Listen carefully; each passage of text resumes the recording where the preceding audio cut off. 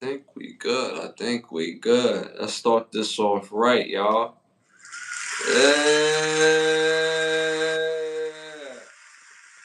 Yeah. Start this off right, y'all. Y'all already know what time it is. What's good, y'all? What's good, y'all? What's good, y'all? What's great? Thank you for tuning in to another episode of Can the Brothers Get a Rap podcast. This is episode 88. Damn. We getting close to that 100 mark. Crazy. Y'all, I'm your host, Ashley Lovechild. I'm joined with my brother from another mother. Blood couldn't make us any closer. One of the best photographers in the world, my brother Santana. Say something to people. What's good? What's good? What's good with y'all? Appreciate y'all for tuning in. As always, y'all could have been anywhere else, but y'all here with us. And for that, we got a jam-packed show with y'all for y'all. And we're gonna get right into it. You know what I'm saying? You already know the vibe. Shout out to our chat already in the building. Thank y'all for tapping in. Yo, let's get right to it. Let's have some fun. You know what I'm saying? First segment of the night, popular opinions. You know how we give it up on popular opinion. Pause.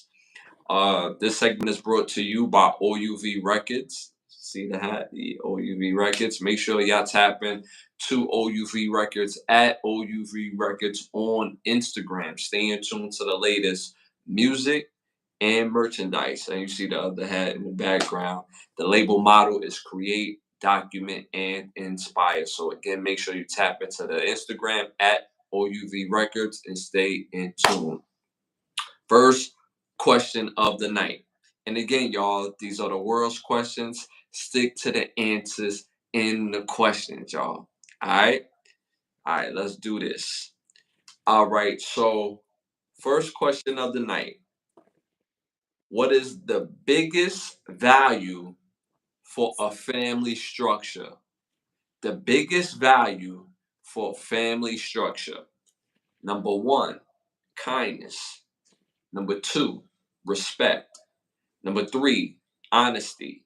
Number four, compassion. I'm gonna have to go with respect. Why respect? Because with respect, all of those other intangibles fall in line with respect. You know what I'm saying? With Mm-hmm. respect, you're gonna have humility for another person. With respect, you're gonna be humble and all that. If the same energy is brought Yeah. back to you, you know what I'm saying? Yeah. So Yeah. respect is Yeah. given as respect is earned. You know what I'm saying? So I feel respect is paramount. You know what I'm saying? Because you be kind, but then it's like you too kind. You know what I'm saying? You won't get violated out here. Yeah. Yeah. You know Yeah. what I'm saying? So you want to get respected more than you want to be kind out here. You know what I'm saying? Mm-hmm. Mm-hmm. So I go with respect. I'm gonna have to agree with you, bro. I'm gonna have to agree with you. I'm very big on respect. Respect is everything. Now, don't get it mistaken. If you don't respect someone, just know that person not only doesn't have to respect you back, but don't have to deal with you. See, a lot of people get the two construed, but in the sense of building, having family value, a big family value in the structure of family, respect is everything. I always say this: there's a difference between having family and having relatives. Your relatives is something that you born to. Your family is the people that find every excuse to respect you. Relatives will find every excuse to disrespect you. Oh, come on, bro, we cousins. Oh, bro, we brothers. Oh, bro, is nah, man. Respect is everything, and like you said, you could build kindness, honesty, and compassion just by having the foundation of respect. So I agree with you, my brother. I'm going with respect. You going with respect. The rest of the world at 41% with respect. RSPCT. You know what I'm saying? So, what you think about that? Nah, that's a fair assessment because that is a quality that just builds upon a lot of other things, a lot of other intangibles that you just can't teach. You know what I'm saying? So respect is a very big point to gain and to teach and to uphold for others. You know what I'm saying? Mm-hmm. I agree. I agree. All right, moving on to our next popular opinions question, y'all. Again, stick to the answers in the questions. Best social media platform for dating. Best social media platform for dating. Number one, Twitter or X. They call it X or X, Twitter. Number two, Facebook. Number three, Instagram. Number four, Snapchat. For dating, Yeah. I don't know. Um,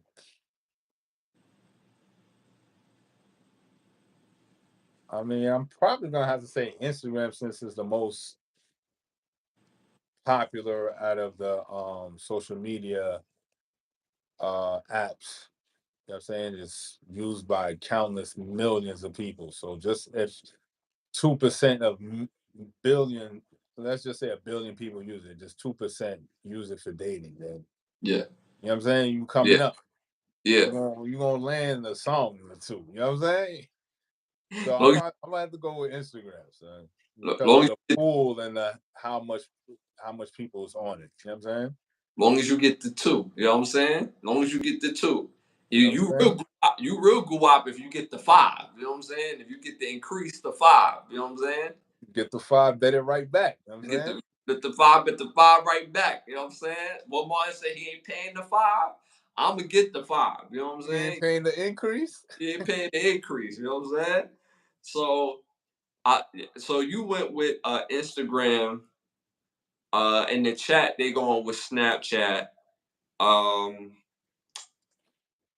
I feel like honestly, if you're like 40 and over, people, you know what I'm saying, they get active on Facebook. Um, I think X is for like people you kind of know or don't know. You know, it's just real mixy. Um, Snapchat, I I probably had a few women contact me through Snapchat before. And you know, you able to send a little video or something. They want you like, you want to see something? They like, I want to see something. And then they'll send something, nah, man. But I would agree with you. Instagram basically like I'm from I don't want to sound old, but I'm from a time where like you get the numbers, you get the digits. You know what I'm saying? What's the seven I could call? Oh, Mm-hmm. my bad. The 10 I could call. You know. But now I hear a lot of guys are like, yeah, you got an Instagram? Can I get your Instagram? And I'm like, yo. So I'm gonna say Instagram because of that. You know what I'm saying? I guess that's like your first representative when people see your Instagram page and then people think that you know what they see on Instagram is what you're about. So I'll say Instagram too. I'm gonna go with Instagram because of that. You know what I'm saying? It's a part of the hey girl, nice to meet you. Can I get your Instagram? I don't do that. I give me the number. If you Mm-hmm. don't give me the number, you don't like me for real. Straight like that. When a woman, yo, fella, let me. I don't want to go for a tangent, but when a woman like you, she's gonna give you all the information that it takes for you to contact her. Would you agree with me or not, bro? That's a fact. So Instagram is not the he needs my line. He needs to bang my line. Instagram is not going to cut it. So I'm gonna still say Instagram as far as dating platform. You went with Instagram. They said Snap in the chat. Shout out to one of our day ones, King Prince, in the building with his badge. That's what I'm talking about. The rest of the world at 35% went with Instagram. What do you think about that? Yeah, it makes sense. That means everybody, everybody and their moms is on it. So eventually you're gonna dibble and dabble and slide in the DM or two, hit them with your best line. You know what I'm saying? So eventually that's gonna happen. So it makes sense. I'm telling. All you gotta do is be like, "Yo, can I see something?" That's it, bro. Like, can I see a little something? You They don't gonna gotta show. do that no more. It's already on the page. You know what I'm saying? That's a fact. I That's a don't fact. gotta ask for it no more. I don't got Fact. be smooth talking to get it. It's already plastered there. You feel me? So now it's like, do I want to dabble in there? You know what I'm saying, is the pool warm enough for me to fuck with it? You know what I'm saying? Yo, I was born in so much coke that, you know what I'm saying, my parents, you know what I'm saying, they didn't even realize like I was. I ain't have ADD. I had ADD. Yo, they just had coke just lying around where you just playing in whole bricks. Yeah, I'm just gonna break this out. Yeah, nobody gonna say nothing. Come on, son. Yo, you feel me? My pops was half a thug, you know what I'm saying? Half a pretty nigga, you know what I mean? Mom said the killer smile with the gangster. She had the gangster vibe with the killer smile. Yo, stop playing. Yo, you stupid. All right, moving on to our next question. Best vocals on this list. Best vocals on this list. Number one, Tyrese. Number two, John B. Number three, Cisco. Number four, Montel Jordan. Tell us what y'all think in the chat. Best voice out this list. Best vocals. Yup. Best vocals, right? Best vocals. Um, And this a hella fire list. All four of these dudes can legit get on stage and sing panties off. I'm gonna have to go with best vocalist. I'm gonna have to go with Cisco, son. Going with Cisco. Why Cisco? I feel the certain high notes on this list. I feel certain high notes that Cisco has the vocal range and capability off this list to Mm-hmm. outperform off this list. You know what I'm saying? Mm-hmm. So that's why I'm going with Cisco. Damn, bro. Like, I don't know what it is, but the connection is hot tonight. Pause. You know what I'm saying? Because I'm going with Cisco too. I think Cisco vocals is so underrated, and the things that he does as the lead in Drew Hill, I don't think anybody else on this list can pull it off. To be honest with you, all four is great vocalists in their own right. All got dope music, but vocals, just pure vocals, I gotta go with Cisco as well. I gotta go with Cisco as well. Again, the things that he's able to do on a myriad of songs, he's super versatile, and he doesn't lack on fast songs, slow songs, mid tempo. It's all gonna be crazy. So I'm going with Cisco as well. All right. So in the chat, I'm seeing Tyrese, Black Tie, Black Tie, Black. Oh yeah, that's the name. Tyrese, his rap.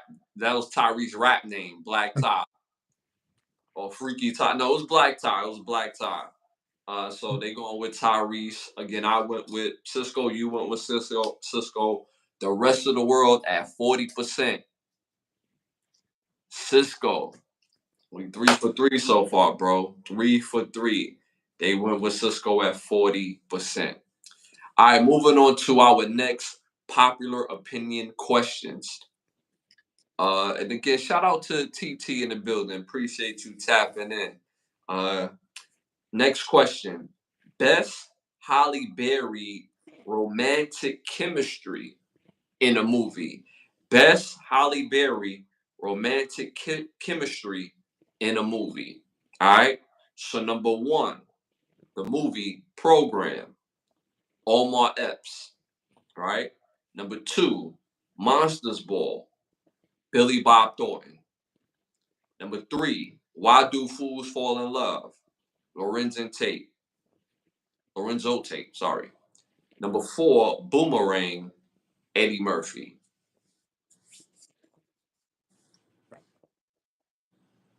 I'm Again, going Boomerang.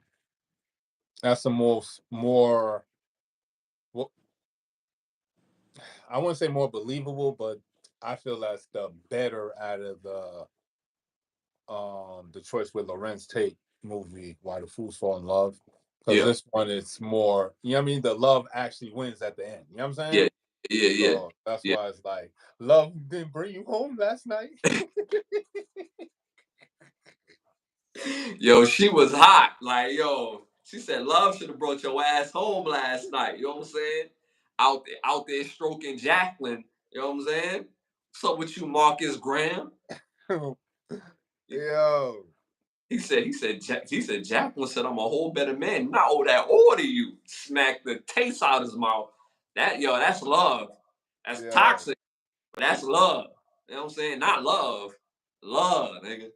You know what I'm saying? Um, Damn, bro. Yo, we 4 for 4, man. We 4 for 4. I gotta go with Marcus Graham and her character on Boomerang. I mean, when you think of the program and Omar Epps, countless of funny scenes in that between Omar Epps and her, but I felt the chemistry in that it was a little clunky. I didn't feel like, oh yeah, he gotta have her. It was solid.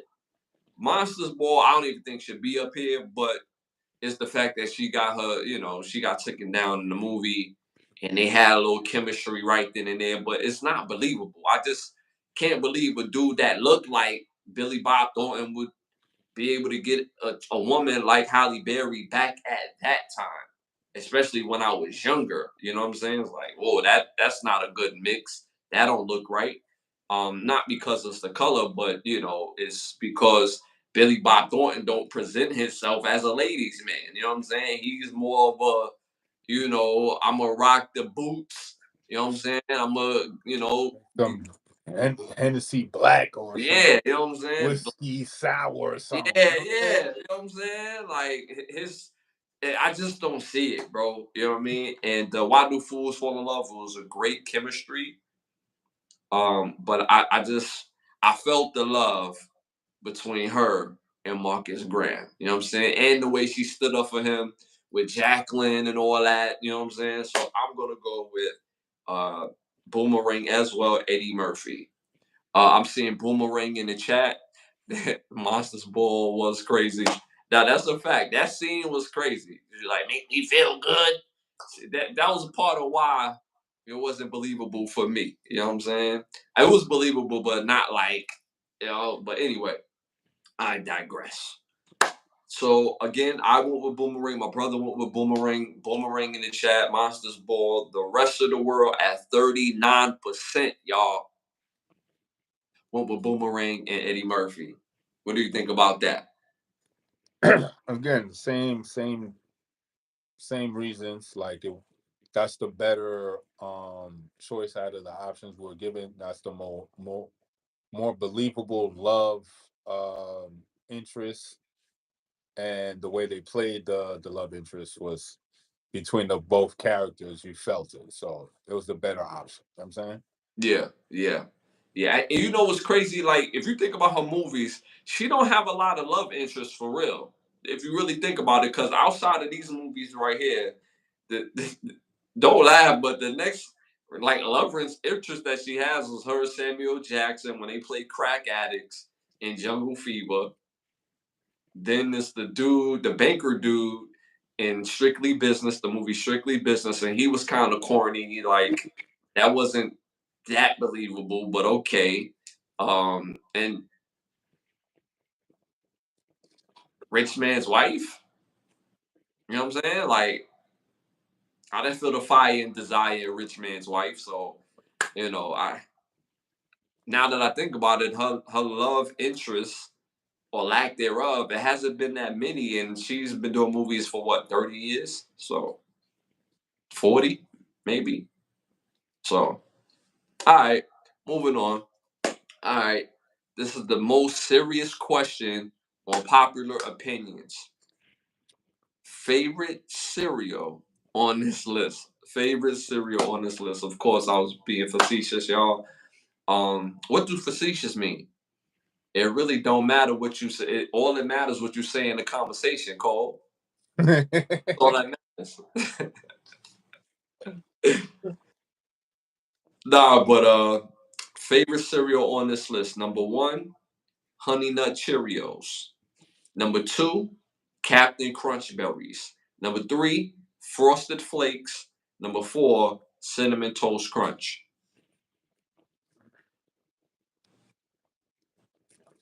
I was a Frosted Flakes type of duck. You know what I'm saying? I gotta go with the Frosted Flakes. Like, I do fuck with pause, the Honey Nut Cheerios. You know what I'm saying? Pause. But growing up, Frosted Flakes was the first grab. You know what I'm saying? Uh-huh. Cause that shit was that.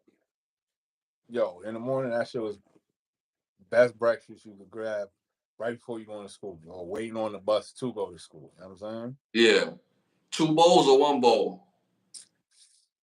It depends on what day it is. If it's during the week, I'm gonna have to get with 1 bowl. If it's Saturday morning, you know you got 3? Saturday morning all cartoon day, yo, it might be 2, 3, who 3? knows? You know what I'm saying? Depending on how the morning goes and shit. You feel me? If you feel extra good, that might be 3 bowls, you Depending know. on how the rotation of the Saturday morning cartoons go and how hype I've been going, yeah, I might go for that third bowl. Matter yet, the fucking cereal box gonna be right here. You know what I'm saying? It's gonna be next to me. It's not gonna be in the cupboard. It's gonna be right. Nah, that's going back and forth. That's too much work. You know what I'm Yeah, saying? yeah, Cut yeah, cut time in. You know what I'm saying? yeah, yeah. For me, pause. I'm gonna go with Honey Nut Cheerios. Honey Nut Cheerios used to hit the spit out in a whole nother way, like, and it was crunchy. You know what I'm saying? Get the little crunch, little, you know what I mean? Little, you could taste the honey nut. Pause, Hey, pause, I was crazy. pause. You know what I'm saying? But you know, it was a good go around. You know what I'm saying? It was a good go around, good time. You know what I'm saying? And I'm going with that. You know what I'm saying? So I went with that. You went with Frosted Flakes. I'm seeing Frosted Flakes in the chat. Cinnamon Toast Crunch in the chat as well. The rest of the world at 38% went with Honey Nut Cheerios. What do you think about that? No, I ain't mad at it. You know what I'm saying? It was my other option, but I had to go with the Frosted Flakes because that was my first choice. Yeah, me personally, Honey Nut Cheerios. Pause. Golden Grams. I don't know if y'all remember Golden Grams. And then it was something about Pops, bro. Honey Pops, bro. And I'm gonna throw another one on there just to seal the deal. You talking about Honey the corn pops or corn pops. There we go. okay? Corn Yeah, I pops. remember corn pops. Damn, they don't got them joints no more. Corn pops was a good time. Oh, You know what I'm saying? A oh. good time. That's 3 bowls easy for me. And then to finish that off, what I say, no, yeah, honeycombs. Honeycombs was popping. So I like my stuff with honey. You know what I'm saying? Gotta have the honey in it. I'm not Yeah, even gonna lie. I'm gonna be on some old man joint, but I did really fuck with the what's raisin the bread, the what's it, the almond toast crunch, was almond it? toast crunch. Fucked with that, and then very old school before the almond toast crunch came around. It was the raisin bran. You know what I'm saying? That was if you couldn't get the frosted flakes, you have to get the raisin bran joint, son. And I'm not even gonna lie, son. That shit was hitting, son. I'm not even gonna front, son. Raisin bran was hitting, son. I'm not even gonna front, son. Because the raisin pause had its own had sugar pause on it already. So you ain't even have to dab in sugar. You know what I'm saying? Something about the raisin bran just hit different, son. Really old school cereal right there, kid. Yo, damn, son, Do they that's even got raisin bran no more, son? I don't yo, even. I might have to go down the cereal aisle one day and see if these cereals are still here, son. yo, bro. My mom's used to tear that raisin bran up. She was like, yo. Whatever you getting, ain't nothing hitting like this raisin bran. Once I slice these bananas and throw them in the raisin bran with it, throw the milk on there, yo, crazy work, bro. Crazy work. Nah, my pops, he took it back. Bro used to eat Kellogg's cornflakes. That's it, son. I'm like, yo, wait, you ain't gonna dab no sugar on that? Like, nah, you don't need sugar. I'm like, whoa, you're a strong man. I can't do it. Just the straight Kellogg's Yo, cornflakes, the big box. You yo, remember the big junk, right? yeah, There was a regular size cereal, and then yeah, Kellogg's cornflakes had the extra big box for their regular cornflakes. You yeah, know what I'm saying? yeah, And yeah. that's the box my pops used to grab. Like he grabbed Yo, that one. Like, pass me that junk. yo, That, your that's pops. Buddy's favorite cereal. I'm like, nah. Yo, yo, your pops is a next level G for busting down the cornflakes just dolly, like no extra little No sugar, additives or nothing. No preservatives. Nothing. nothing, like just straight cornflakes, my nigga. Cornflakes and a cup of black coffee. Like, yo, it's a good day today, son. The sun is shining. So why Yo, we eating like this? yo, that's a wild combination, bro. That shit Why is we straight. eating this in the morning, son? It's a good morning. You know what I'm saying? I Yo, ain't getting in trouble in school. You know what I'm saying? We good. Saturday's a good morning. Why we eating this breakfast? Son? I don't want this. yo, that combination is hella diabolical, bro. Like that's wicked. Damn. Penitentiary meal right there, son. Just real. This good for, you know what I'm saying, keep you up and focused during the day. Yo, but at least your pops had the Kellogg's. I remember visiting my grandmother in Washington, D.C., bro. She had the cornflakes that said corn on it, bro. Like it was, Oh, not the off-brand joints. yeah. You knew And the off-brands was off-brand because it just slightly tasted different, son. bro, it was, And you had the front like you ain't taste the yo, difference and just be like, all right, this is just one small bowl right here. I don't even want a full bowl. Like just gonna be a small bowl of this one. Like that all brand was dangerous work, son. and then my grandparents had the nerve to have the cornflakes, the off-brand joint with no milk. So I gotta bust that down with water, bro. I'm like, yo, I don't like coming to this house, man. Like, Even the regular cornflakes, though, name brand cornflakes was way better than the off brand, son. With come on, just the bro. cornflakes with water, son. Like, you Come know what on. I'm saying? Come The on. off brand was just crazy work. That whole Amway wave, son. I Yeah, remember that shit, son. yeah, That's where yeah, that whole app off brand shit came from. It's like, yo, what the fuck is cornflakes? Is this yeah, Kellogg's or not? Like, what yeah, is this? yeah. Hell yeah. Like, Hell nah, son. I don't, this way you have to like really be on your P's and Q's with yeah, with meals and food. Like, wait, yeah, hold up. There's like imposters out here, son. yeah. If there's no brand on this joint, don't even fuck with it. I ain't gonna hold you though. You know who made the absolute best bowl of cereal, bro?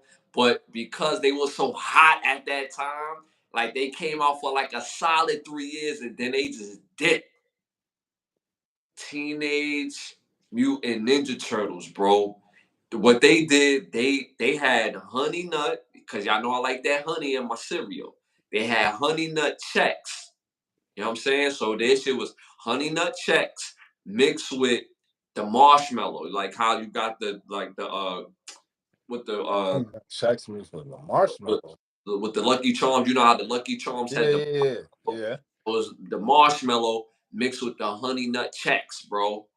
And they mixed that all up, you know what I'm saying? Added the preservatives and all that, you know what I'm saying? Straight government, you know, tested cereal, government approved.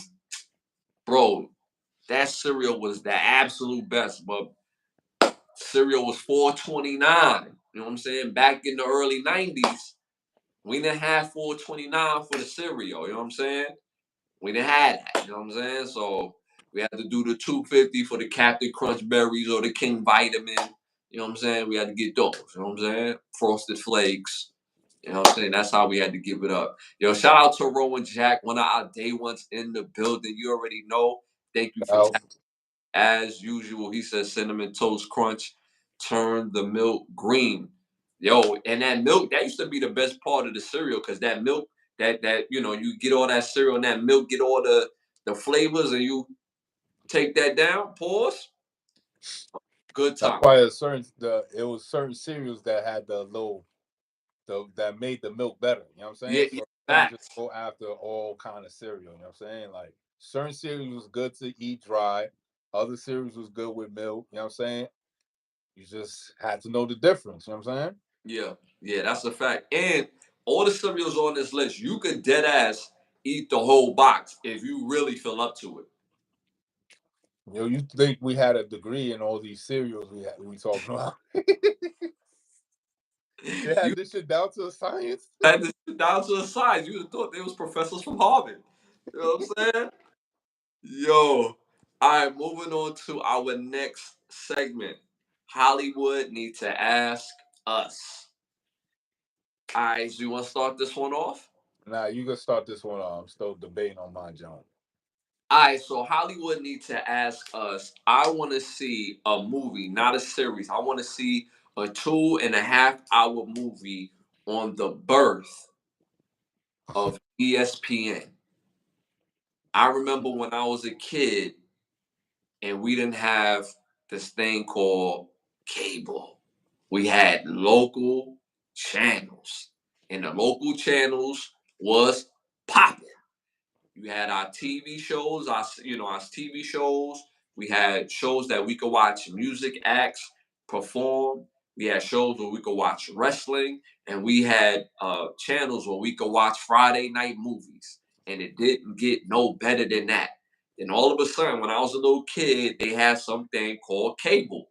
What's that? Oh, these channels is different. These channels, they show everything. They got adult content.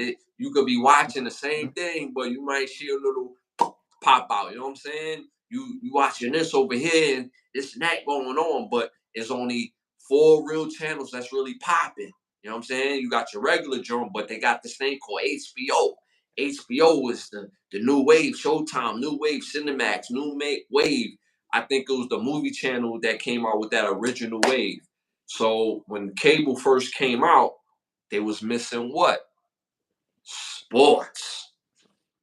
And sports went to a whole new level when you had the local channel, but when ESPN, where you could all bring this and channel it to one big company, ESPN took off like a light in the early 90s. So I want to see a movie of the early inception of ESPN, how they incorporated cable, and just from it going from one level. By the end of the 90s, ESPN was a must to watch because it was the latest on all sports related. I want to see that. That's what I want to see.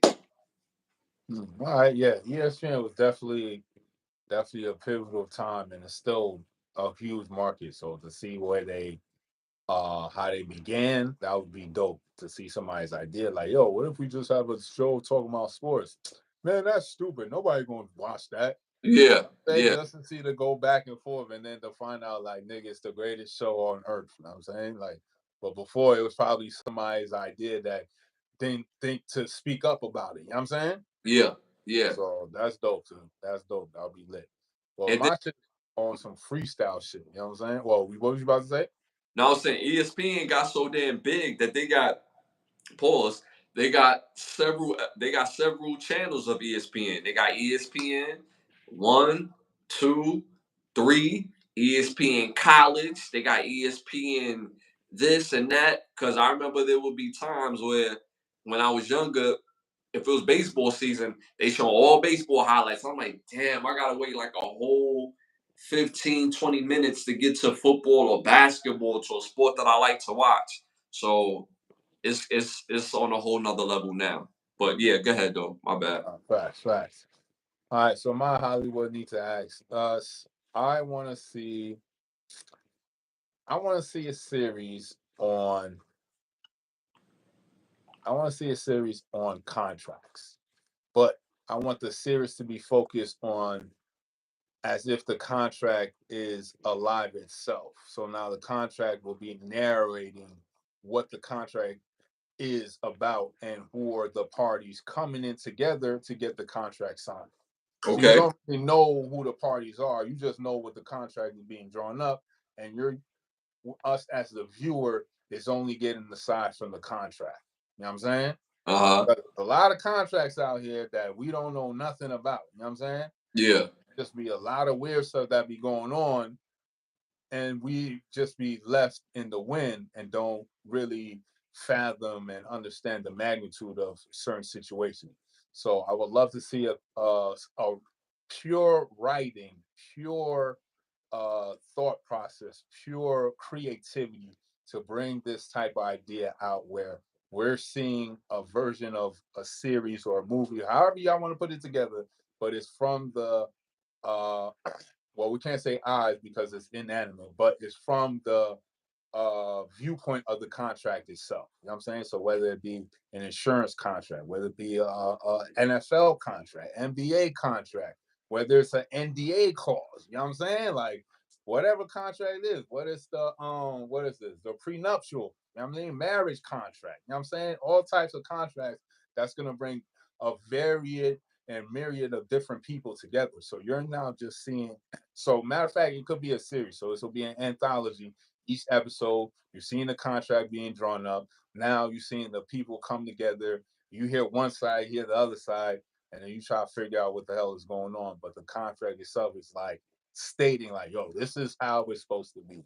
So I'd love to see something about contract and how uh pivotal and how powerful contracts are. Because there's contracts out there where it could bar you from never speaking at all. You have the God given right to speak.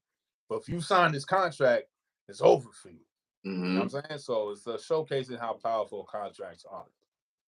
That's lit. That's a great idea. That's a great idea. Great take. And I would like to see that. That would be very interesting to watch. And yeah, that would be dope. That would be Yeah, dope. y'all writers make, you know what I'm saying? Figure it out. Y'all write it up, put it together. You know what I'm saying? Like, y'all do that. Y'all can do this. You know what I'm saying? Mhm.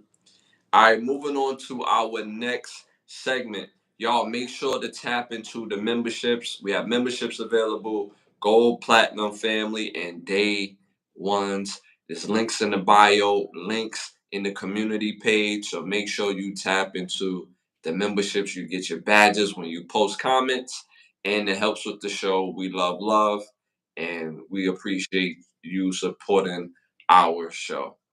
All right, moving forward to our must see segment, must see movies, must hear music, must see TV shows. You want to start it off? Must see movies. Yeah, you can go ahead. All right, so my three must see movies, must see y'all. It's Thursday night. Get it popping. We here at the weekend. We got Friday, Saturday, Sunday. First must see movie is called The Other Brother. Came out in 2002, directed by M.E. Holland. This movie stars Mackay Pfeiffer, Andre B. Blake, Mandel Howland, Regina Hall, Tangi Miller, and Colette Wilson.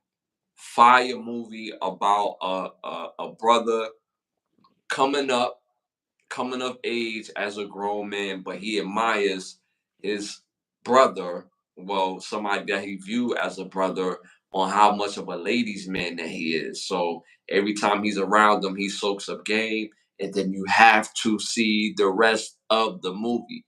I won't spoil it for you, so make sure you tap into The Other Brother. Second must see movie came out in 1995, directed by Aim Gamaki. This movie is called Just Cause.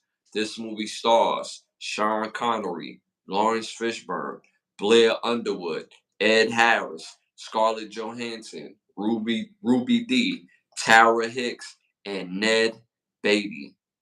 Star-studded cast. Fire movie about a, a, a former trial attorney becomes a professor and goes around to, well, not a professor, but he does anthologies on criminals, and he goes from school to school. There was a guy who was convicted of rape and murder of a little girl, and you have to see the rest of the movie. The acting is top tier. Britt Underwood kills this movie, in my opinion, and so does Ed Harris. Must see movie. So make sure you tap into Just Cause. My third final movie came out in 1999, directed by Bruce Breezefoot. Breefoot. This is called Double Jeopardy. It stars Ashley Judd, Tommy Lee Jones, Bruce Greenwood, Spencer T. Clark, Benjamin Ware, and Annabeth Gish. Annabeth Gish. Fire movie about a movie about a married couple has a son, and they have a great life. What it appears to be, they go on they get them a little boat. You know what I'm saying? They go sailing. They have a great night.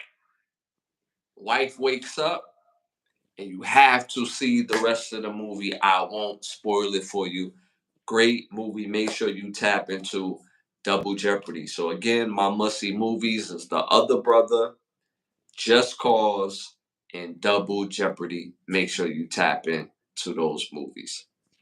Yo, no gonna lie, yo, shout out to Ed Harris. I don't think he don't get his flowers enough. You know what I'm saying? Like, he's been in like mad top tier movies, and I'm sitting here thinking about like, Buddy is like very underrated. So like, my That, nigga top tier in his acting. So like, Just Cause, The Rock, um, uh, he was man, amazing on The Rock. Yeah, yeah.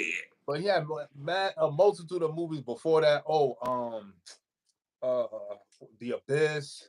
Yes. Wasn't he in Field of Dreams? I think. No, he wasn't in. Yes.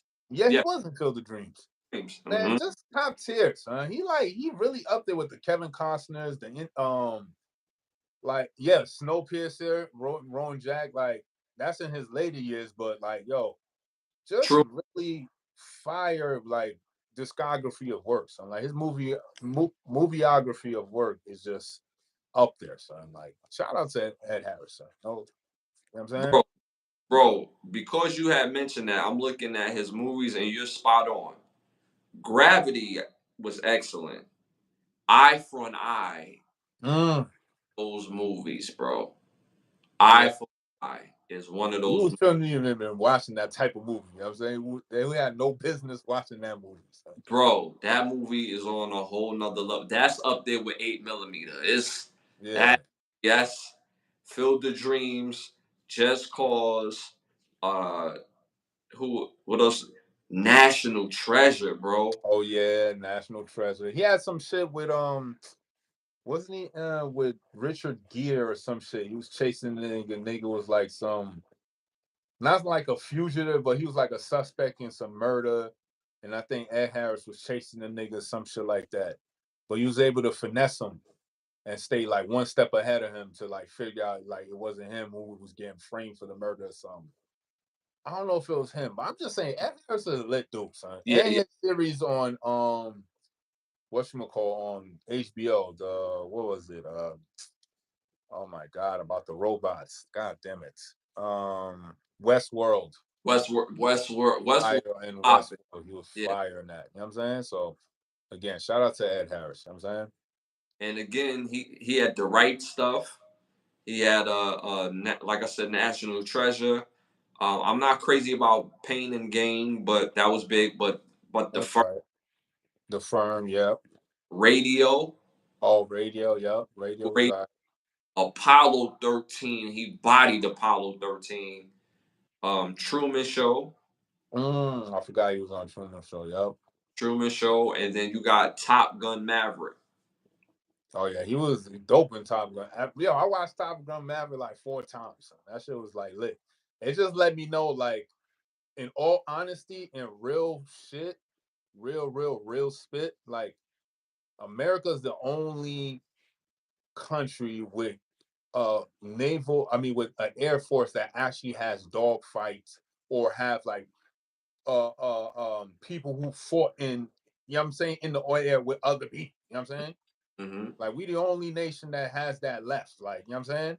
Mm-hmm. So that movie Maverick just showcased like, yo, this new age cast, like they don't got no real training in dog fights. You know what I'm saying? Like Niggas don't got real aces no more. Like, Yeah. they don't got Luftwaffes to shoot out the air no more. You know what I'm saying? Yeah. You just Yeah. Yeah. send the drone now. You feel me? Like, it's not how it used to be. You feel me? And then on top of that, Maverick even showcased like, yo, you could be a lit computer nigga, have all types of lit technology, but if you don't know about the old school wave, blood, you gonna get shot out the sky, baby. You know what I'm saying? You cook. You Don't sleep on the old school. You know what I'm saying? Don't sleep on the cook. old school. That's it. So And that was then a dope movie. shout out to Rowan Jack saying enemy enemy at the gate is the best. Enemy at the gate was Oh yeah. fire. Enemy at the Gate was That was fire. fire. Fire. Yeah, I could watch that tomorrow. Enemy of the gate is fire. Fire. fire. Like, yeah, enemy Real of spit. the gate, fire. That's a fact. Yeah. That's a fact. Shout out, Rowan. That's a fire joint. Fire. That's what I'm saying. Ed Harris got lit movies under his belt, son. You know what I'm Yeah, saying? He yeah, up there with Willem Dafoe. You know what I'm saying? He up yeah. there with John Malkovich. John Malkovich. Oh man. Ooh. Yeah. Gotta go. John Malkovich. Gotta throw up John Malkovich. You know what I'm saying? Yeah. We're just movie buffs and we just love quality and those who love their craft and really just put on for the game. You know what I'm saying? And Yeah. these just top tier people that may or may not get their shout outs, but you know what I'm saying? We see them. You feel me? Like I even though the guy that played Coach Yotes did an amazing job in Remember the Titans. Oh yeah. Yotes. Yeah, but Yotes. Why are you taking my son out? He's just getting pieces, oh. Oh, she's so innocent and precious. Like sometimes you can't tell the truth, mommy. How you gonna let a little girl let her yeah, down like that? You can't tell the truth. Like, yo, the truth is, yeah, your son getting beat. Right? You you gotta get, get him up out of this. yeah, you gotta get that speed right. You know what I'm saying? Even though that actor did an amazing job and he's a really good actor, I always think Ed Harris could have should have been Coach Yokes. Like that would have been Oh, it would that have brought a different dynamic, son. Oh, it would have challenged Denzel a little bit. You know what I'm saying? because honestly the guy that played Yokes, Because if you fumble, you gonna run the mile. You know what I'm right, saying? right. I'll break my foot all of your John Brown hind parts, and then you will run a mile. You know what I'm saying? Don't forget that mile. You heard? Yo, so I always when I think of Coach Yotes, pause the character. I always think like, yo, if Ed Harris would have played that character and the dynamic between him and Denzel and the students, that would have been, I think, a better movie in my opinion. You know what I'm saying? But Mhm. it is what it is. But yo, shout out to Ed Harris again. Very underrated, unsung actor that deserve his props. Shout out to my brother Biggs in the building. You already know. Shout out, Biggs. But yeah, but shout out again to Ed Harris. All right. All right, so for my um must see movies, you already know how I do, chat. Got a list for y'all and a theme. So the theme for this one is psychological thrillers. Yes, there's a huge amount of movies that fall in this category, but this one is more specific to more so human desires and desires that people want sometimes may get other people in trouble. So you may have certain desires that you feel that you want them and you need them, but that may not always be the case, right? So for this first movie on the list is called The Gift.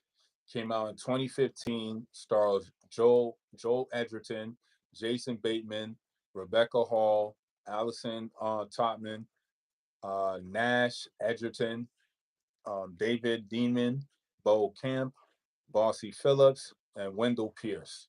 This one is about, I guess, old friends, well, old classmates who fell apart and reconnect years later and just basically reconnect on happenstance.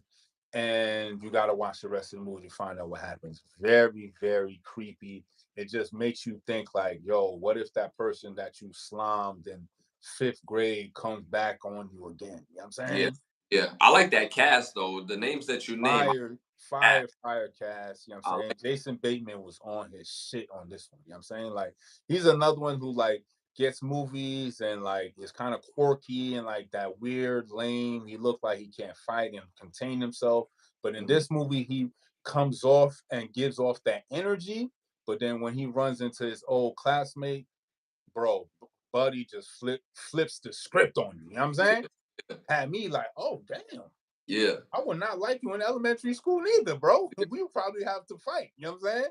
So you gotta watch that movie. Fire movie. So next on the list with a psychological thriller where human beings are involved is The Game, one of my favorite movies. Came out in 1997. Dope cast again. Stars Michael Douglas, unsung hero. Sean Penn, another unsung.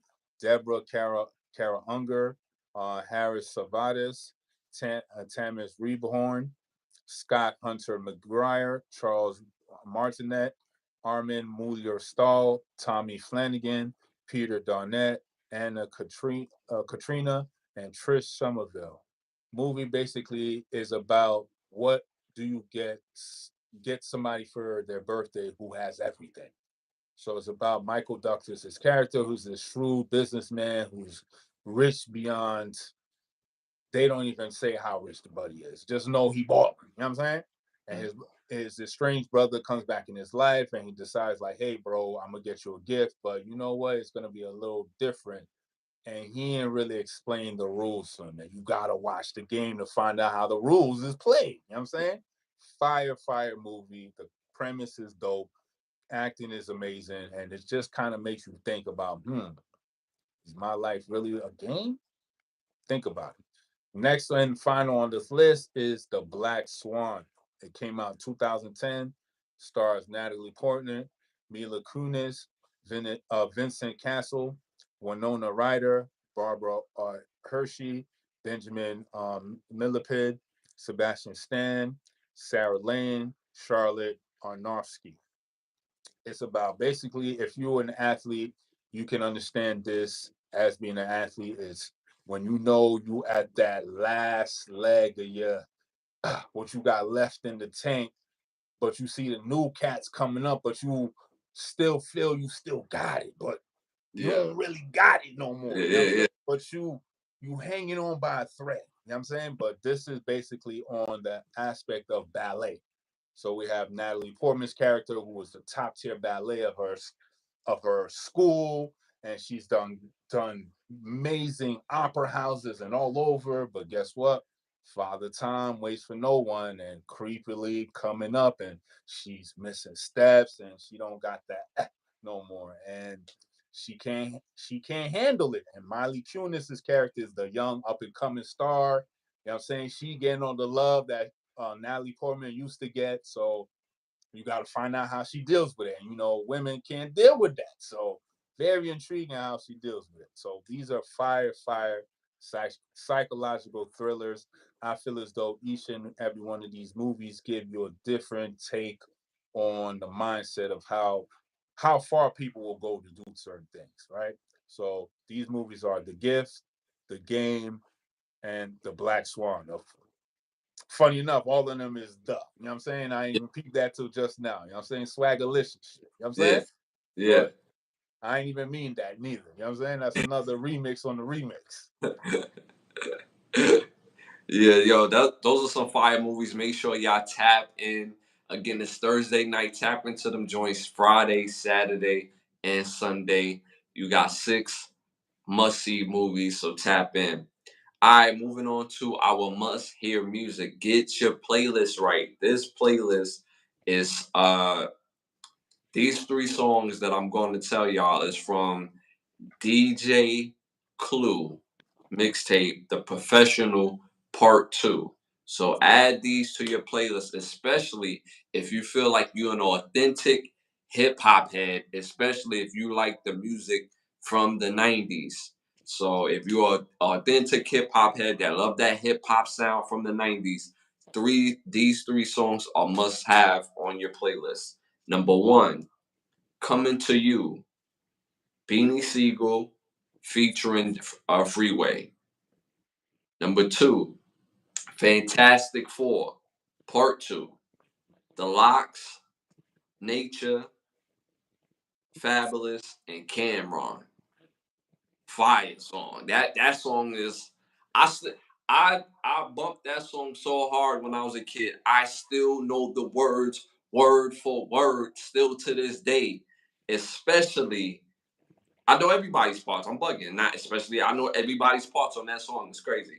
And number three, Who's Next by DMX. So make sure y'all tap into those songs and put those on your playlist, especially if you're a true hip hop head that love that 90s sound. Again, Coming for You by Beanie Siegel featuring Freeway.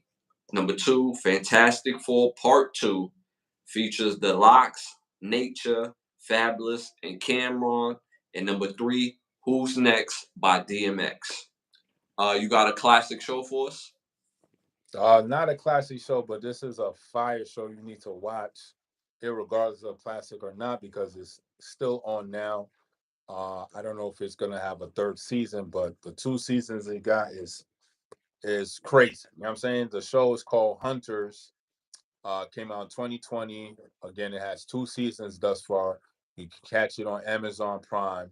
Stars Logan Lerman, Al Pacino, Emily Rudd, Dylan Baker, Josh Radnor, Greg Austin, Kate Maloney, Jennifer Jason Lee, Lena Olin, Tiffany Boone, Carol Kane, and Louis Ozina Ching Chen.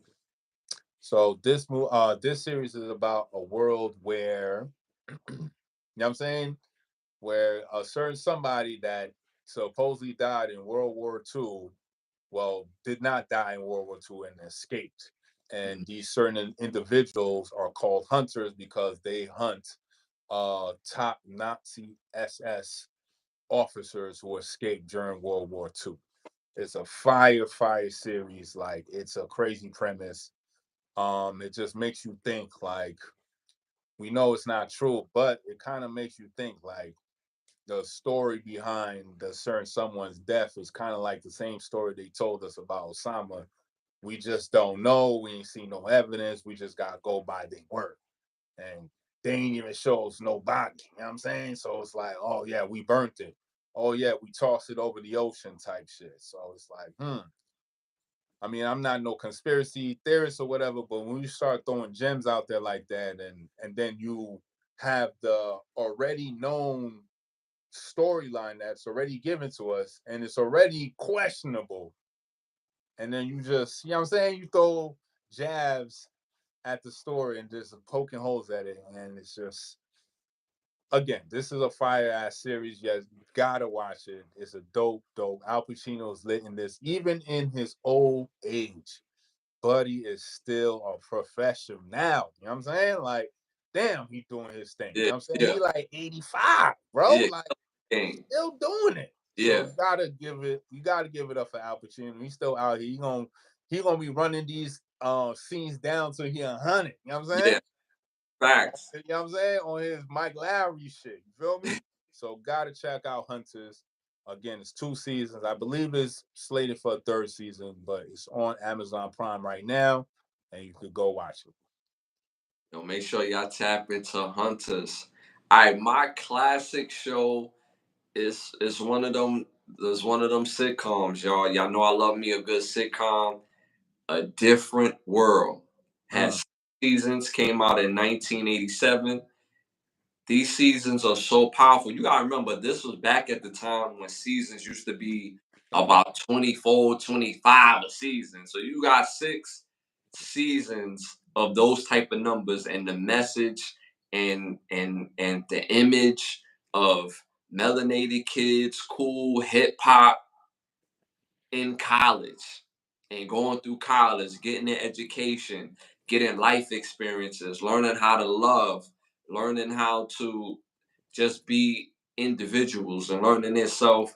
And because they had different characters, it showed the different personalities and different representations that we would see on the show. You know what I'm saying? You had the chocolate brother pause, you had the light skinned brother on there, you had the chocolate sister, you had the light skinned sister, you had the tall one, short one, then the personality, somebody spicy, somebody a little gritty, somebody a little street, somebody a little a little everything. So showing those different individuals and the representation that it had at the time, it made a lot of the older kids, much older than me. I was a little kid when this movie came out. Obviously, you know what I'm saying? I was 3 years old when this movie came out. But a lot of the older kids was going to college just because that image, like, yo, I could go to school and it could be kind of fly where my man's in them looks like me and is into the same things I'm into.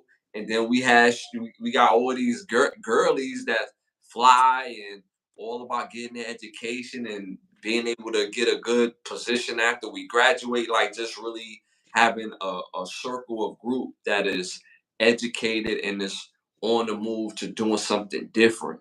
So I just love the image of that show. Season one, y'all, I will give y'all a disclaimer. Season one is baby shit, right? It is baby shit because of the writing. The writing of the first group didn't understand what melanated college schooling looks like.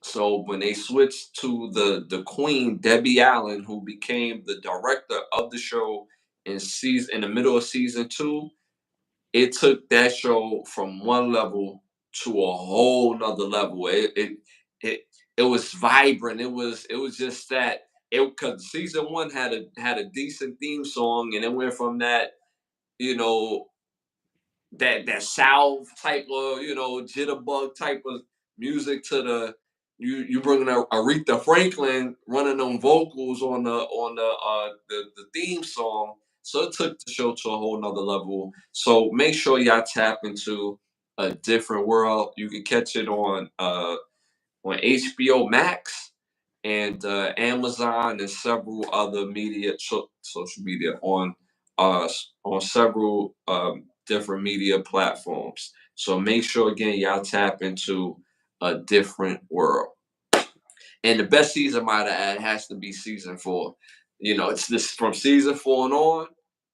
It was out of this world. Two and three, classic episodes. They even had the dude that played Into the Dragon on there, top athlete raping chicks on the damn show. It's like, yo, what is you doing? And the education amongst that, like they just had them episodes. They had the AIDS episode with Tisha Campbell when she was on the show. She had AIDS, and like it was those type of episodes that they spoke to. So it's a must see show, man. Classic show. Tap into a different world. All right, y'all. Moving on to our next. You got cologne for us? Oh, definitely got a cologne for y'all. If you look good, you feel good, you smell good, you're gonna do good. So the fragrance for this week is called English Laundry, and the scent is called Royal Forest. Fire Firebrand again. The scent is good. You're not gonna go wrong with this one. It's not a well-known brand, but it still does the job. You know what I'm saying? Still gets the job done. So again, it's called English Laundry, and the scent is called Royal Forest. So make sure y'all tap into that Royal Forest, y'all. Y'all already know what time it is. It's time to rap. This segment is brought to you by Button Snap, so you can get classic movie shows, documentaries, and original content for your viewing pleasure of $4.99. Again, Button Snaps. First hot topic of the night. Rapper Scarlett gets hit with the basketball while performing at Dykeman Park, at the Dykeman tournament. What do you think about that? Mm. I mean, damn, it's kind of rough. I guess. Like what? So her performance wasn't that good. Like she wasn't being into the And crowd, or the crowd wasn't rocking with her or something. Like And I'm gonna man, keep she's it from the up. town. So I'm like, damn, how the town turn on you like that? You know what I'm saying? You must have did something wrong. Bro. I'm gonna keep it a buck with you. She was doing her thing. She was doing her thing. She was turning up, doing her thing.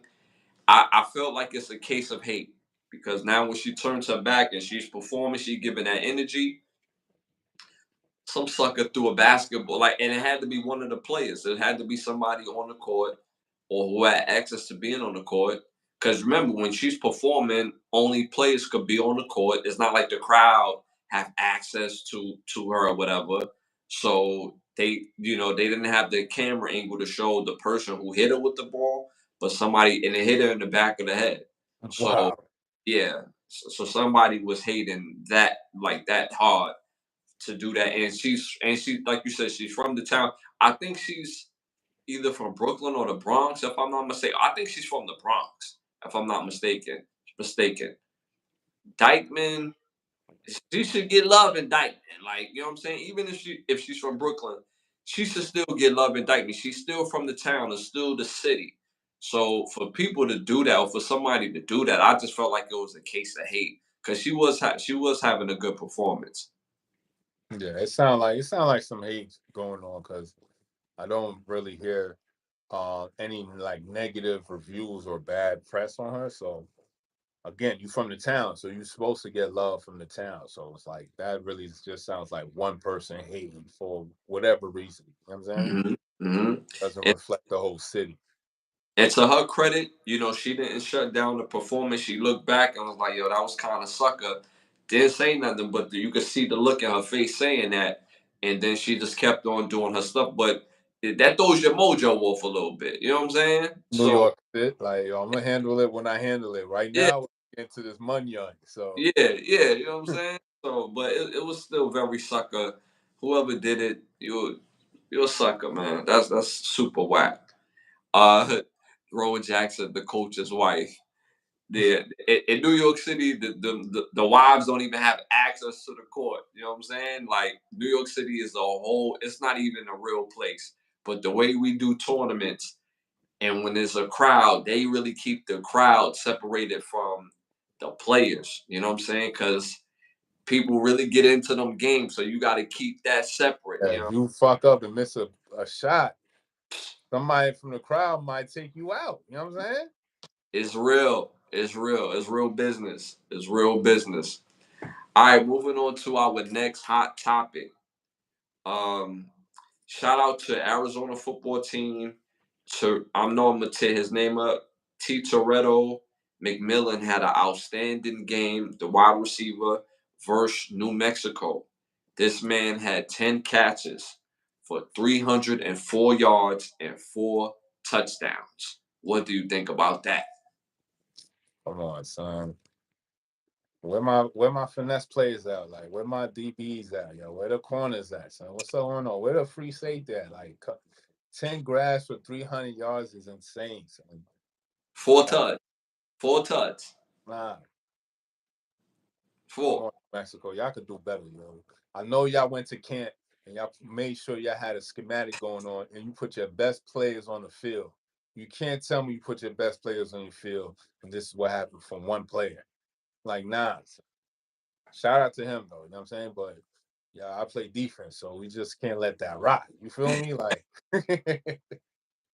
Yo, once Buddy get 5 catches, $125, it's like, yo, y'all gotta tighten up around here, yeah, bro. like nah. Off rip, once you already pass 35, it's already up, son. Cause it's like Yeah, nah. Cause yeah, cause one grab is at least 35 yards or more. So that means you caught it, hit a couple of, and then I had to chase you down. Nah. yeah, After that, I'm tightening up after that because I yeah, had to yeah, chase you down. yeah, Now I'm tight. You know what I'm saying? yeah, Like, because I had to chase you, or now it's up. You feel me? yeah. So now it's press on. Let me see you get off this press now. You feel me? Yeah, try to do the hitch now. All right, cool. It's all right. I'm gonna use Yeah. the sidelines as another line of defense. What you got? You got Yeah. inside the field. Okay, I got my middle linebacker there and my strong there. So what you want to do? But You know what I'm Pat, saying? Like, you feel Pat, me? So yeah. the mere fact that, again, shout out to him. This just the defense in me is just I can't let that slide, son. Yeah. Nah, Yeah. kid, you not Yeah. doing me dirty like this on game day, son. Nah. Yeah. When my Yeah. whole family watching, I gotta go back home and explain this. Hell no, not Yo, going down. yo, I don't think y'all really understand college football. A game like that could take somebody that was starting Out. and You won't play. on the practice field now. You never gonna see the field again. Never gonna see the field again. Your Never. chances of being lit gone. It's gone. It's a wrap. Like you could get it shaky on special teams, but in the game, The trust is gone. Like trust is no longer there, son. We 10. trusted you. We entrusted the first position, the first spot to you, and Yes. you get torched on a Yes. Saturday like this. Like, nah, the whole Yes. defense is gone, son. That Yes. DB squad out of here. The DB coach, he gotta do up downs too. You know what I'm saying? He gotta do up downs and he gotta do bear crawls up and down the field with the DBs all day. Cause Yes. that's crazy. Son. Yes. And see, college is one of them places where they give players the benefit of the doubt. It's not about who's the best, it's about who has the best way getting on the field. And what that means, if you come through a coach, if you're recruited and that coach has ambition to be a head coach and he's an assistant coach and you're doing somewhat of your thing, you will get the benefit of the doubt on playing first. But if you get that benefit of the doubt and you give up 10 catches for 304, 4 tuds, you will not see the field again. I've seen it with my own eyes. One of my boys was wearing number 66 at cornerback, game one. Number 66. The starting corner was wearing a fly number. He was wearing a single digit. We go up to player school. That corner got draped all over the field. They switched this number to 33, and my bro will start rocking number 18. So now he went from 66 rocking number 18 because one of the coaches, that pipeline, yeah, he's one of the kids that I recruited. He ain't gonna give up 10 receptions, 304 and 4 tuds. For real? Yeah, he could cover. All right, plug him in there. And that's the benefit of the doubt I'm talking about. Now, if everybody get cooked, then it becomes like, yo, who's the best player at this position? Because I'm confused. You tell me it was him. You telling me it's him. In practice, I'm seeing him doing dirty to everybody. Like, we gotta figure this out. You know what I'm saying? So college is one of those places where games like this can make you or break you. So shout out again to T. Toretto McMillan. I know I'm messing his name up, but shout out to you anyway. You had an outstanding game. NFL is knocking at your door. So shout out to you. All right, next hot topic: immigrants. They said immigrants in Chicago has received over 10K in food stamps and 3,000 monthly, along with 6 months free rent. What do you think about that? It's just a constant slap in the face of when everybody whenever we always bring up reparations, they always say we never got the money, we don't got the budget, this is not the time to talk about it. But then you turn around and give $6 million to Ukraine. Then you turn around and you let all these foreigners in and you house them and you give them money. You forgiving rent. You now rent don't even exist for them. You know what I'm saying? It's the picking and choosing for me that is like the slap in the face and the disrespect. And it's the constant disrespect and it's the constant slap in the face. It's the constant peeing on my head and making me think it's rain. And I know it's not. And you just and we having a go back and forth about this. It's like we shouldn't even have this going back and forth. You know what I'm saying? There's too many people that look like us that's in position that's just force the issue. Yeah, You know what I'm saying? So yeah, it's like the mere fact that we have examples like this that keep being shoved in our faces, and then on top of that, we done fought to get in these positions, and y'all in these positions, and y'all still don't do nothing. It's like, what's the point? You know what I'm Mm-hmm. saying? Why do you even be in those positions if you can't do nothing? What's the point of being a judge if you're not gonna make no rulings or get a panel set up to find out why we can't get reparations? Mm-hmm. What's the problem? You know what I'm Right, saying? right. It's a legal matter, right? Mm-hmm. So figure out the legal matter. There's too many people out here that got all these degrees, but don't nobody got no answers. That's kind of odd to me. You know what I'm saying? That's really kind of odd. And it's funny enough because on top of that, the slap in the face is even more apparent of knowing the origins of these supposed black schools that we thought is black schools, but they're all named by white people. Yes, yes. So what are we really getting? You know what I'm saying? Like what? No, no disrespect to none of these colleges, but at the end of the day, I had no idea that Jackson State was named after Andrew Jackson. Right, right, right, right. Same, So same, again, same. so what is historically black about it? Mm-hmm. Same thing with Spelman. I thought Spelman was named after a sister. You know what I'm saying? Bethune Cookman, I think Bethune is the black woman and Cookman is the Yes. white dude. You know what I'm saying? So it's Yeah. like none of these schools Yeah. in this origin um belong to us in a sense. You know what I'm saying? But if you go deeper into history, like it kind of still belongs to us. But that's a whole different other Right. subject. Right. Right. Right. Right. But the Right. name and the which if you just go by the bare bones of shit, it's like it's more slap in the face.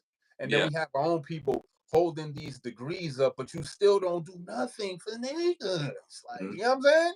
Mm-hmm. At least get rid of divorce where a nigga gotta pay the woman and then pay her lawyer, pay her fees, pay her rent, and then turn around and still gotta pay her. Yeah. At Yes. least change that. Yeah.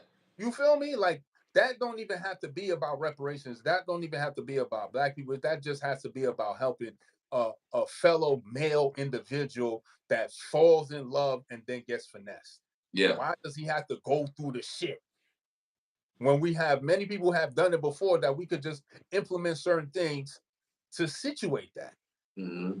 So there's so many examples where we have people in positions where reparations and all these things can be done and it's not being done. So it's like, when do we start calling these people out? You know what I'm saying? When do Mm-hmm. we start calling Umar Johnson out for the fraud he is? You know what I'm saying? When do we start calling these people out? Like when? You know what I'm saying? Like when Mm-hmm. it's too late and we at the fire, you know what I'm saying? It's too late. We already walking to prison now. Like it's already, we done signed some document and some contract that we ain't read properly, and we just sign our whole shit away. Yeah. Right. Right. But because they use a celebrity in front of you with the song and dance routine they've been doing for so many years, and it's like, bro, like, come on, y'all still falling for this goofiness? And to add on to your point, these schools don't even generate their own money. They have to go to the White House and sit on daddy's lap. The community. So my whole thing is like, yo, cut the check and stop playing. But again, like what's going on in the community? Where is your past graduates? You know, the alumni that's holding these schools up. What's going on? But y'all gotta go sit on daddy lap. There's a whole bunch of schools that you will see going up to the White House and begging for money.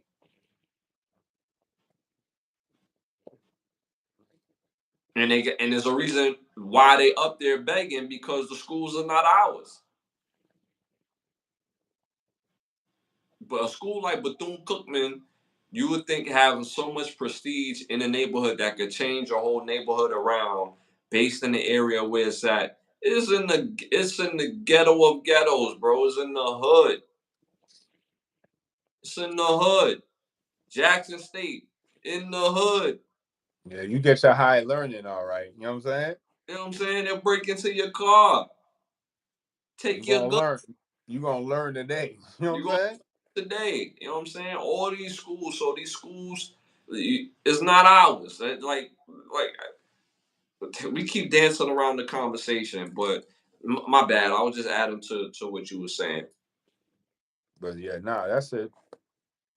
So yeah, I just find it interesting with all this going on with the again with the immigrants that they get all these things, and you have people here working hard and diligent for long periods of time, and they're basically working to stay poor. Bro, Mo- they said that the $6 billion that they gave away to Ukraine, you could have gave every black family $300,000 and still had change left over. So don't. So the mere fact that these people sit up here and say this to everybody's faces like they don't have the money.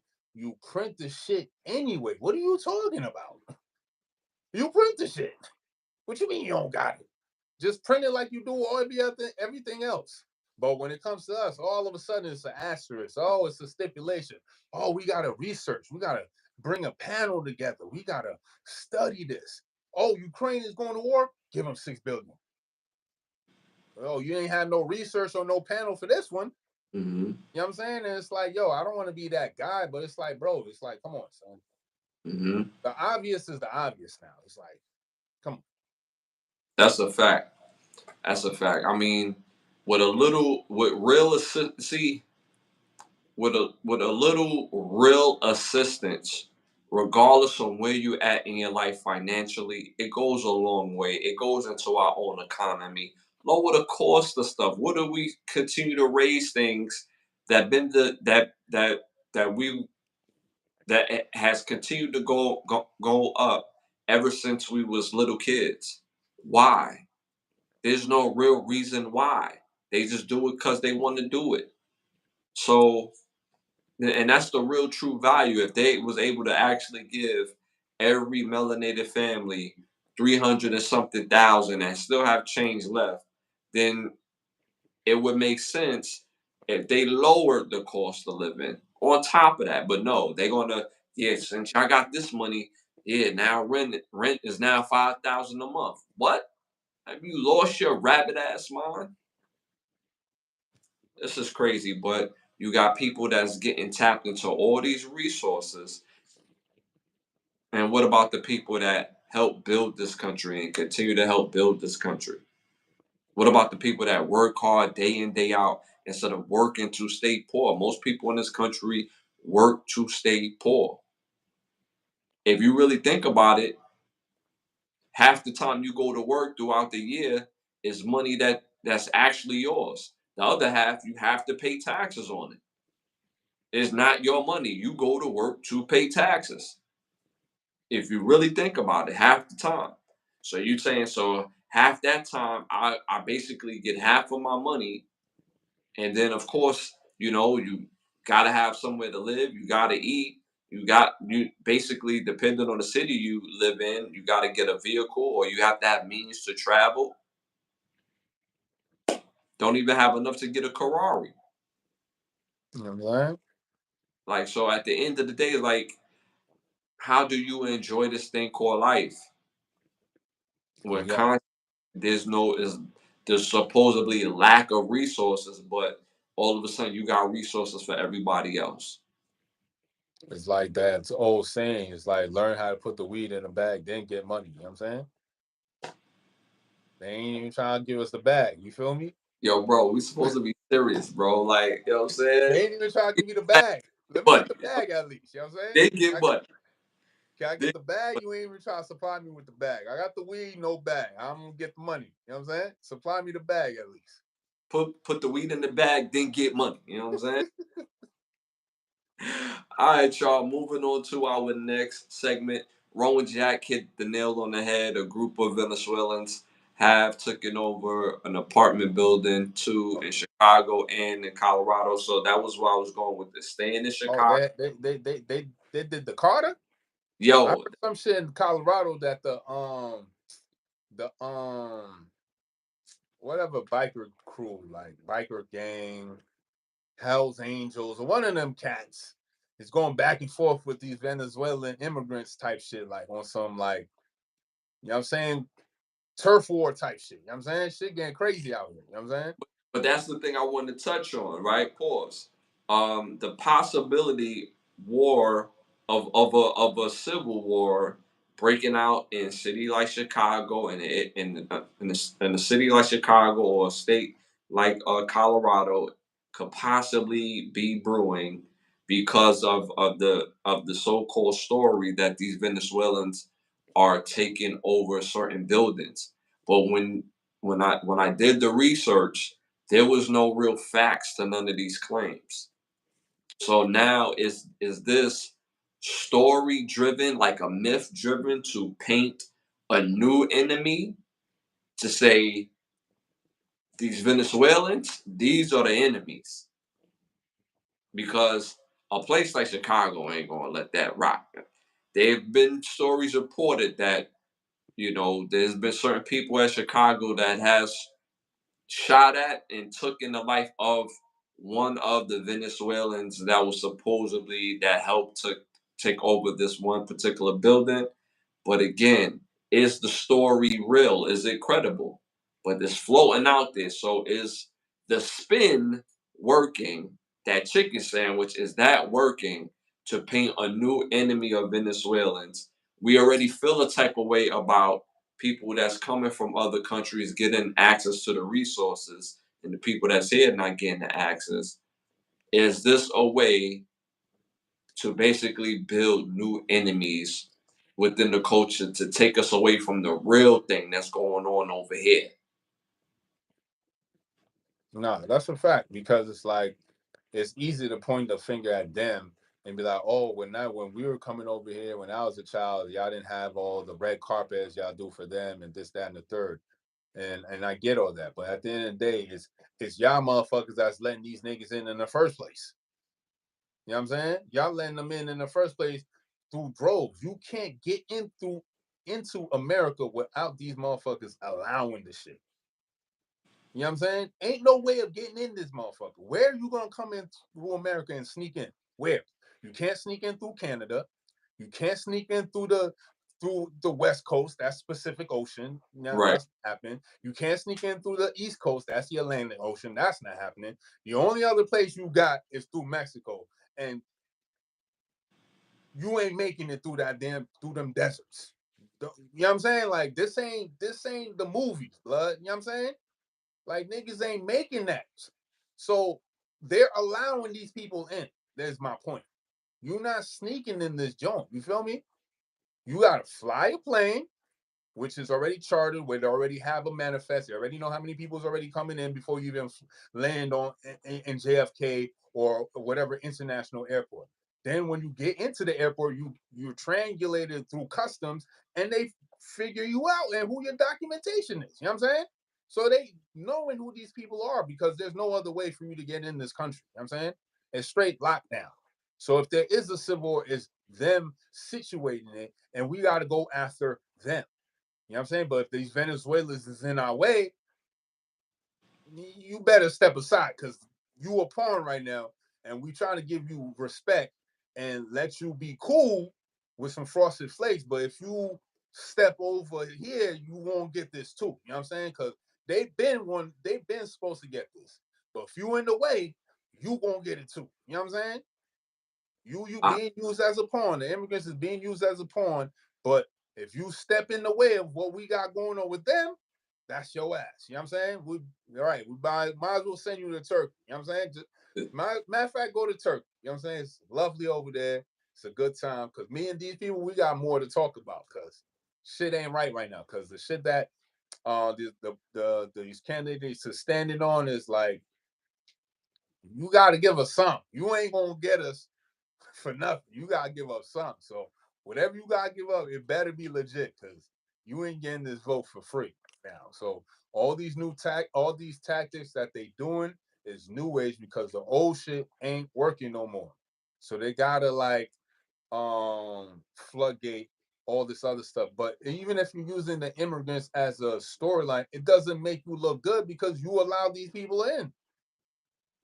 So how they gonna spin it? I would love to see it. That would be amazing to see how they spin that shit. I pay for out of town shooters. But instead, I get in-town shooters, in-town problems.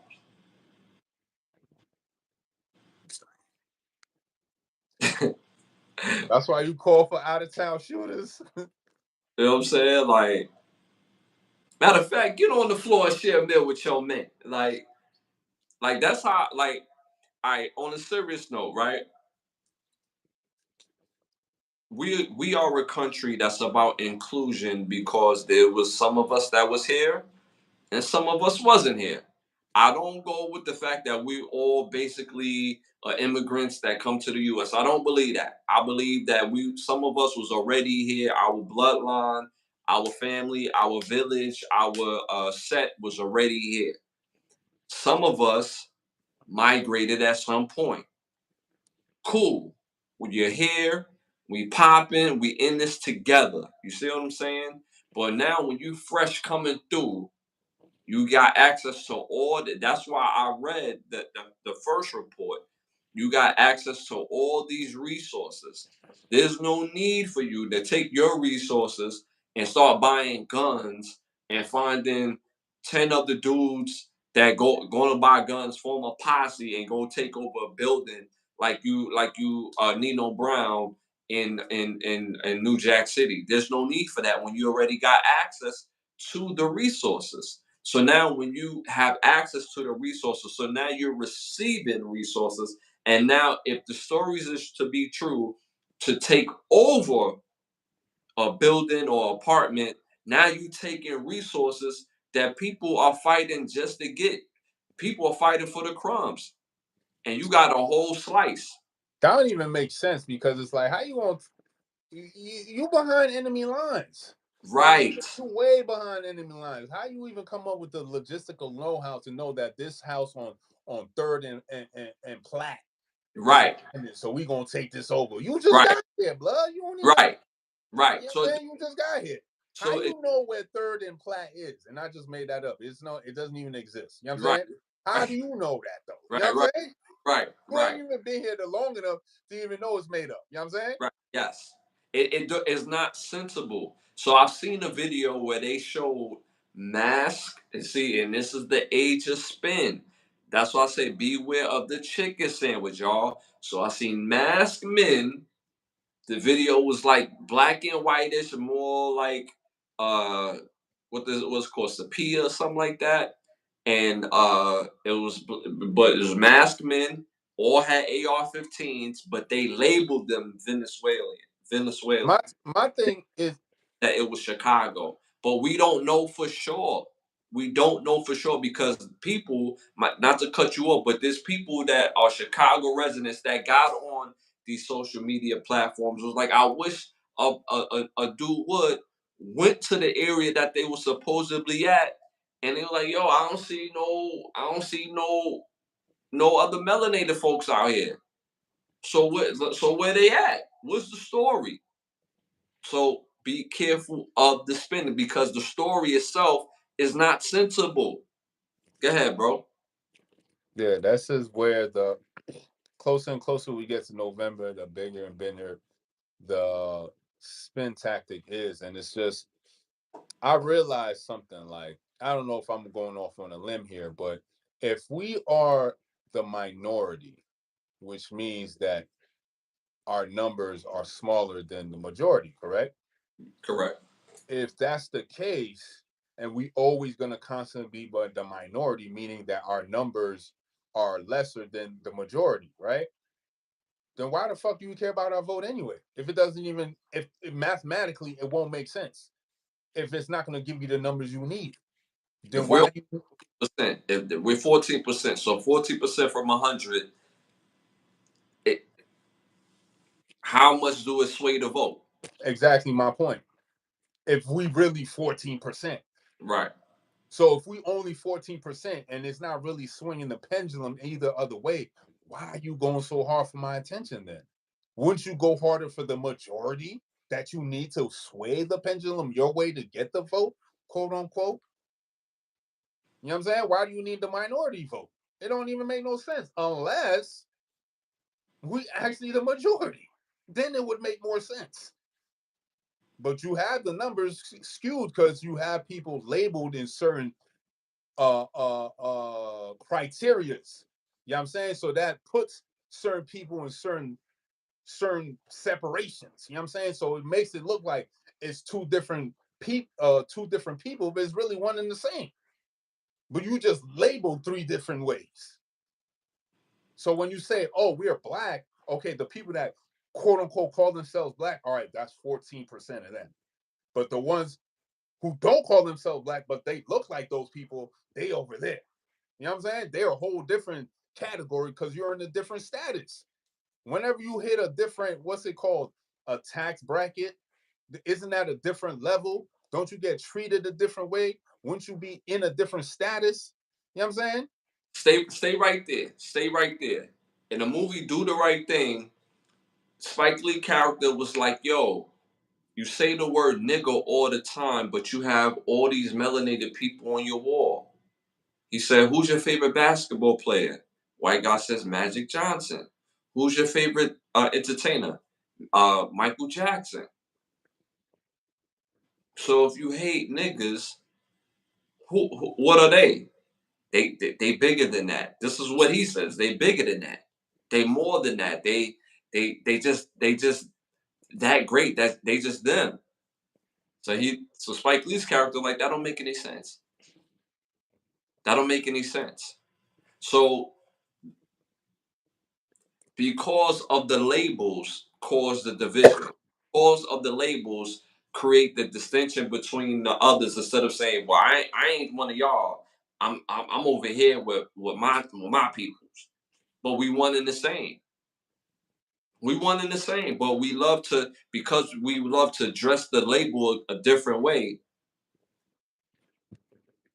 Now we different. Now we the 14%.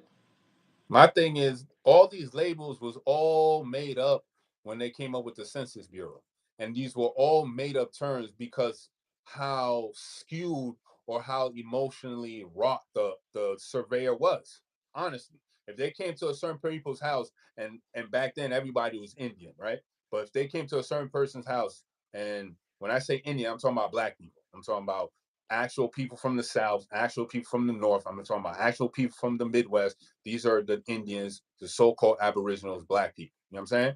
So when these Census Bureau people came and saw the multitude of black people living on their farms and their lands, and they saw that they were different shades, but couldn't explain what their different shades were, this is where the term mulatto and Negro and colored came into play because of the skewed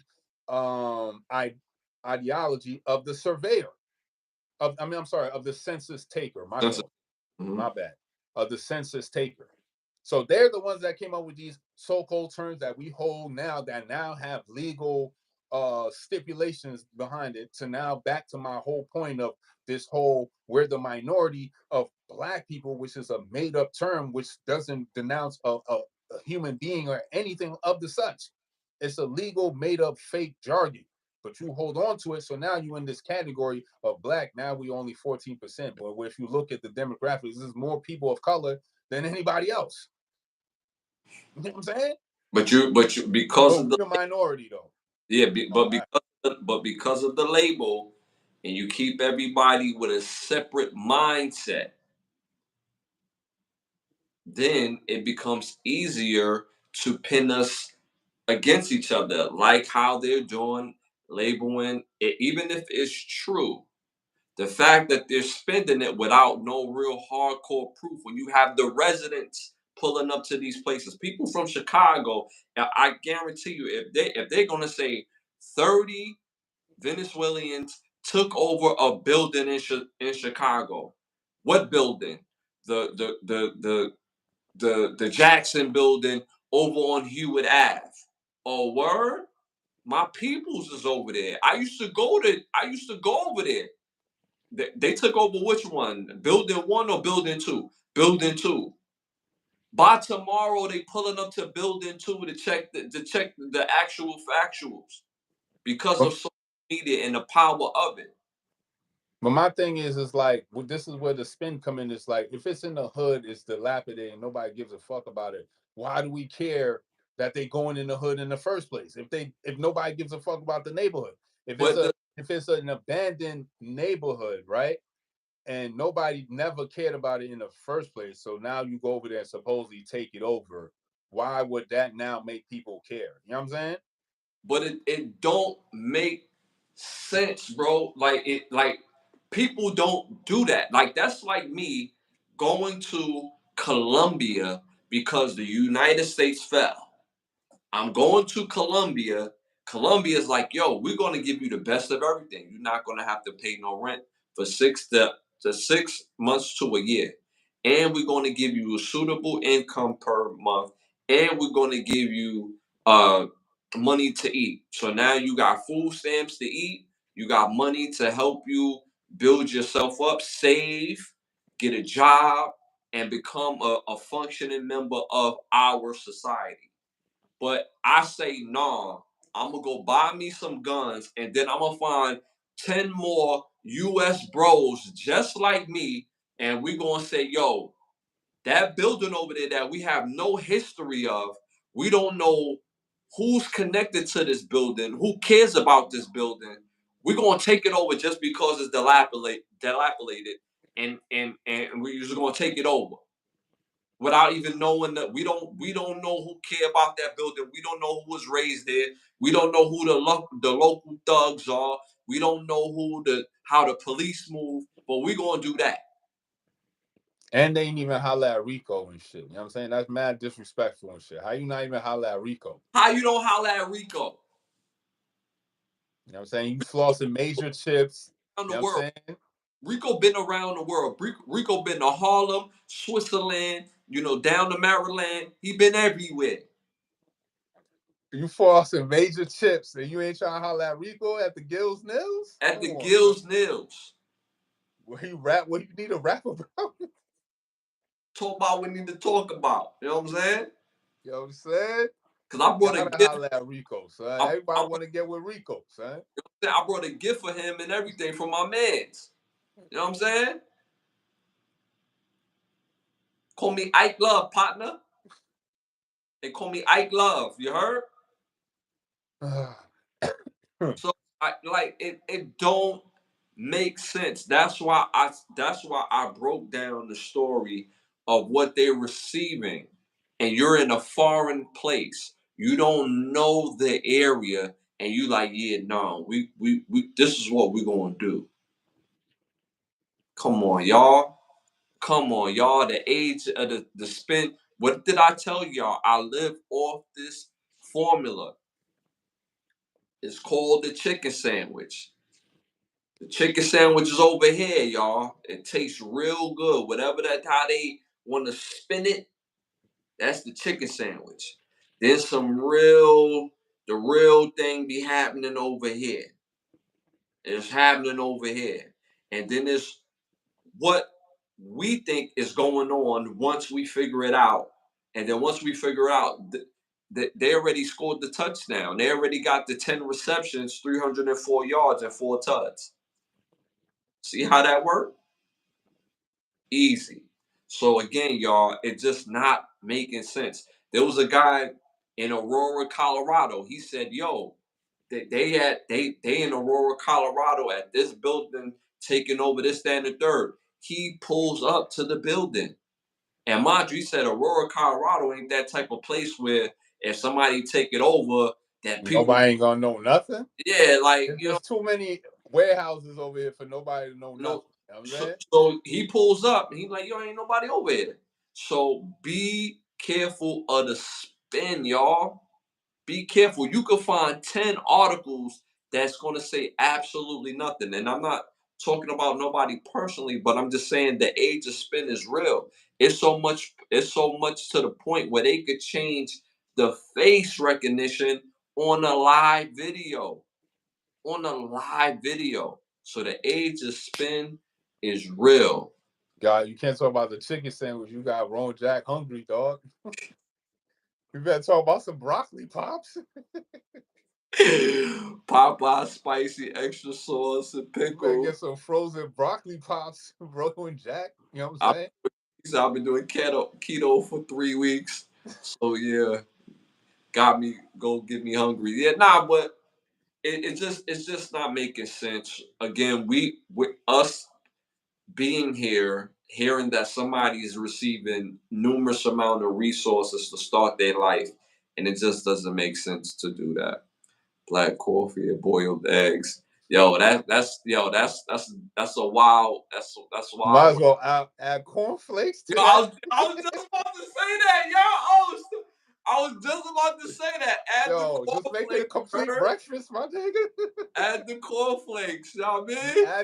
add the flakes, my guy. You know what I'm saying? Just make it a complete meal. You know what I'm Better saying? than them old breakfast meals. Like they had The hash brown. the Pillsbury McMuffin, right? Yeah, Then they had the Eggo waffle, right? yeah, Then they had perfectly cooked bacon, right? yeah, A fresh cup of orange juice and milk. yeah. And bro took a banana and went to work. Like, yo, how you leave this whole spread on the table, dog? Like, I know his wife Yo, is tight. Son. Like, how you yo, just take a banana, pause, and leave everything else? Son? She took her time to put that McMuffin in the toaster. You better eat that McMuffin. You know what I'm saying? yo. When I was a kid, I thought that's how breakfast was supposed to be. I thought you were supposed to have cereal, Word, mad dishes orange on the juice, table. bacon, like all that on the table. Like, you know what I mean? Come to find out, I'm lactose intolerant. I'm allergic to eggs. Like half that bacon is the worst thing you can put in your body. Like You can't even eat none of them Jones. But they made that shit look delicious, son. and don't forget the apples. Like, yeah, we're just gonna throw this apple on here to top this. Nobody touched the apples, son. Like, come on, man. That's too much sugar down to finish it with the apple. That's crazy. All right, moving on to our next hot topic. Marlon Wayans, legendary Marlon Wayans, was just on Club Shay Shay and says the Wayans brothers lost a deal with NBC originally when they was first getting a deal.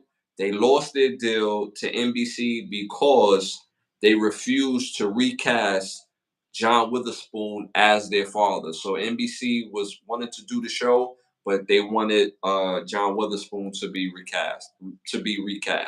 What do you think about that? I mean, I feel the Wayne's brother on their loyalty on that. Like I respect that and stuff like that. But that's why it still goes back to my Hollywood need to ask. I need to see what that contract be like. You know what I'm saying? Wouldn't y'all love to know what the contract says? You know what I'm saying? Like, I would love to know what the contract stipulates. You feel me? Other than what they're telling us. You know what I'm saying? Because that's what they explaining or able to speak on that they had issues with. But what about the issues that they had with NBC that they're not speaking about? You know what I'm saying? Mm-hmm. That could be something as well too. That's why I would love for these contracts to be out and about. Like we need to study these contracts. These contracts need to be studied like NFL film. You know what I'm saying? Like we need to see the contract that got Michael Jackson fucked up. We need to see the contract that got Jay-Z hemmed up. You know what I'm saying? We need Mm-hmm. to see the contract that got who was it? Janet Jackson and all these top All, tier all, artists who were up upper echelon, right? But at one point there was nobody who didn't know nothing about contracts. mm-hmm. You know what I'm saying? And getting finessed. Mm-hmm. So to find out, to bring it back to the point of finding out that NBC wanted to revamp it and throw a slime ball in it and just recast, it's like, yo, come on, you just can't recast certain things. Like I know it's just X's and O's for y'all and numbers and you know what I'm saying, all this stuff, but certain people have certain connections with certain characters, and just to recast them would do a disservice to the ones who were there previous who did it before. You can't recast John Witherspoon. You just can't do it. You know what I'm saying? Mm-hmm. So y'all understand that. Y'all don't recast certain characters for y'all favorite stuff and nobody says nothing. We actually be behind it. Like, nah, you know what? We don't want you to recast Jerry Seinfeld or something. You know what I'm saying? We stand behind it. If it's Blue Dream, we stand behind it. You know what I'm saying? I don't care if you call it Blue Dog shit. Pink dog shit. You know what I'm saying? We gonna stand behind it. You know what I'm saying? Like, but you cannot recast John Witherspoon. So for the one time I kind of agree with Marlon Wayans on that. The other stuff you be talking about, he be on his own island. But this, I'm with him on this. Yeah. And this was the very beginning of the Wayans brothers. This was before season one. So I commend them for sticking with the original person that they cast, because without John Witherspoon, that show would be different. That show, was funny, but John Witherspoon takes it to a whole nother level, to be honest with you. Like, he is the MVP of the show, in my opinion. He's the MVP. It does not work without John Witherspoon. You could take him out and put uh uh Garrett more Garrett Morris in there, and it'll be funny, but it won't be the same. You could take him out and put Sim. No, well, it wouldn't work with Sinbad, but you could take him out and find somebody else to put him in there. Would be all right, but it won't hit the same. The Wayans brothers, believe it or not, well, at least in my opinion, it's a classic show. It's a legit funny show. When you talk about funny shows, funny sitcoms, the Wayans brothers was legit. And a big part of that was because John Witherspoon. Another part of that was also Anna Horton Marie that played Dee. Like, these are the parts of the spices in the pot that make this gumbo so good. Gotta mix it all in the pot. You know what I'm saying? And then, real talk, NBC missed out. The Wayans brothers didn't miss out. NBC missed out. It was a great show, and they missed out on being in business with them for that show. So yeah, that's how I feel about that. And I look at that move as a checkmate move with Marlon Wayans too. He charges, you know, the culture vulture 40K, and then gets on, you know, Club Shay Shay is one of the biggest, podcast shows that you can do. And that's a checkmate for me. So when the culture vulture said that nobody's checking for his stories, and he ain't been hot in a while, he's on one of the hottest shows that you could be on. So checkmate. All right, moving on to our next hot topic. Uh NFL. Quarterbacks with the most to prove. Quarterbacks with the most to prove. Now, the other day they came out with a list. I revamped this list. So this is who I think is the top 5 quarterbacks that have the most to prove this year. Let me know if you agree with the order or at all. Right. So at number five, I got Tua Tagovailoa. At number 4, I got Aaron Rodgers. At number 3, I got Daniel Jones. At number 2, I got Russell Wilson. And number 1, I have Deshaun Watson. Is he even playing this season? Yes. Everybody on this list is healthy enough to play game 1. I'm not too finicky on Aaron Rodgers. Like, he already way past his prime. And what's his name? Russell Wilson. He do got something to prove, but I don't know. I think it might be up for him. Definitely Tua got something to prove. I think Jackson has a lot to prove. You know what I'm saying? This is a year where it's either like make or break for you. You know what I'm saying? Which one? I said he's not on the list, but I would say which one called Lamar. Jackson. Lamar Okay. Jackson Okay. would would be for me quarterback that got something to prove. Justin Fields is another one. You know what I'm saying? I ain't like how Chicago did him dirty. And then hmm now he in fucking Steelers with fucking Russell. Now he back. You don't know what he at. You know what I'm saying? Yeah. He just Yeah. violate son. questioning his ability type shit, because Chicago just don't breed good quarterbacks. It's just not a franchise where a good quarterback comes to and does something spectacular. Mhm. Caleb Williams could be an outlier, but you know what I'm saying? In the 40 odd years of this historic franchise, I have yet to see a fucking quarterback that is lit, that goes to Chicago and is a lit quarterback for years. You know what I'm saying? So, but I mean, I'm not mad at that list. It's a deep for everybody to prove, have something to prove for it. Yeah, that's a fair list, son. Like for me, like honorable mention for me was only two people, and that's Kyler Murray and Dak Prescott. There's a lot of quarterbacks in the league. Well, there's about 3 or 4 quarterbacks that will start as rookies, and then there's probably like 4 or 5 more guys who started in their second year. I don't. They have something to prove, but it's not a yo. You got something to prove, right? Um, Kyler Murray, Dak Prescott, good players, but they're in a position where they're supposed to be leaders of their team. Their play is supposed to dictate W's for their team. They're supposed to be playoff caliber quarterbacks where their play dictates the wins of their team. And I don't feel like that they do that. I think Kyler Murray has a lot of talent, but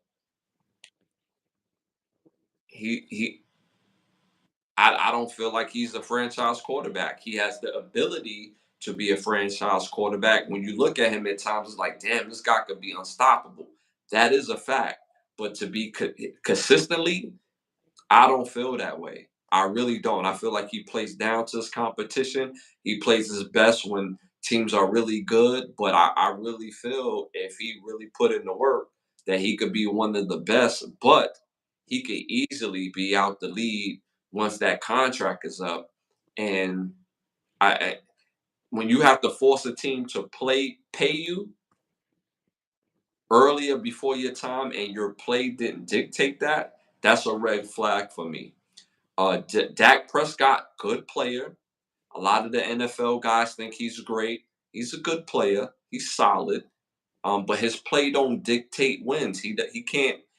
He doesn't elevate the Cowboys, in my opinion. There's several guys that could fit into the Cowboys' offense as a quarterback and be more productive and cheaper financially. So that's why they're my, those guys are on my honorable mention. 5, I went with Tua Tagovailoa. On the original list, he was number 10 to the NFL's list. But I have him at 5 because, again, he's a guy who has an ability to be a franchise quarterback, but he always get hurt. Durability is an issue, and he got something to prove if he's on the field that they would be successful. But again, his play doesn't say like, "Yo, we got Tua, so we getting that dub." I don't feel that from him, and I feel like he's a guy that could easily be out the league within a couple years. It just be like that, we people when people hear that they're like, "How can you say that?" What you mean? How can I say that? We live in a world where a guy like RG3 still should be a franchise quarterback in the league. We live in a world where Andrew Luck still should have been in the lead as a franchise quarterback. We live in a world people may forget this name, Jake Locker. Jake Locker went number 1 overall. He's not in the lead anymore. And he had all the talent in the world. So we live in a league where the people don't realize the NFL, it changes every 3 years. There's always a new quarterback. There's always a lit guy on the upcoming. So pause.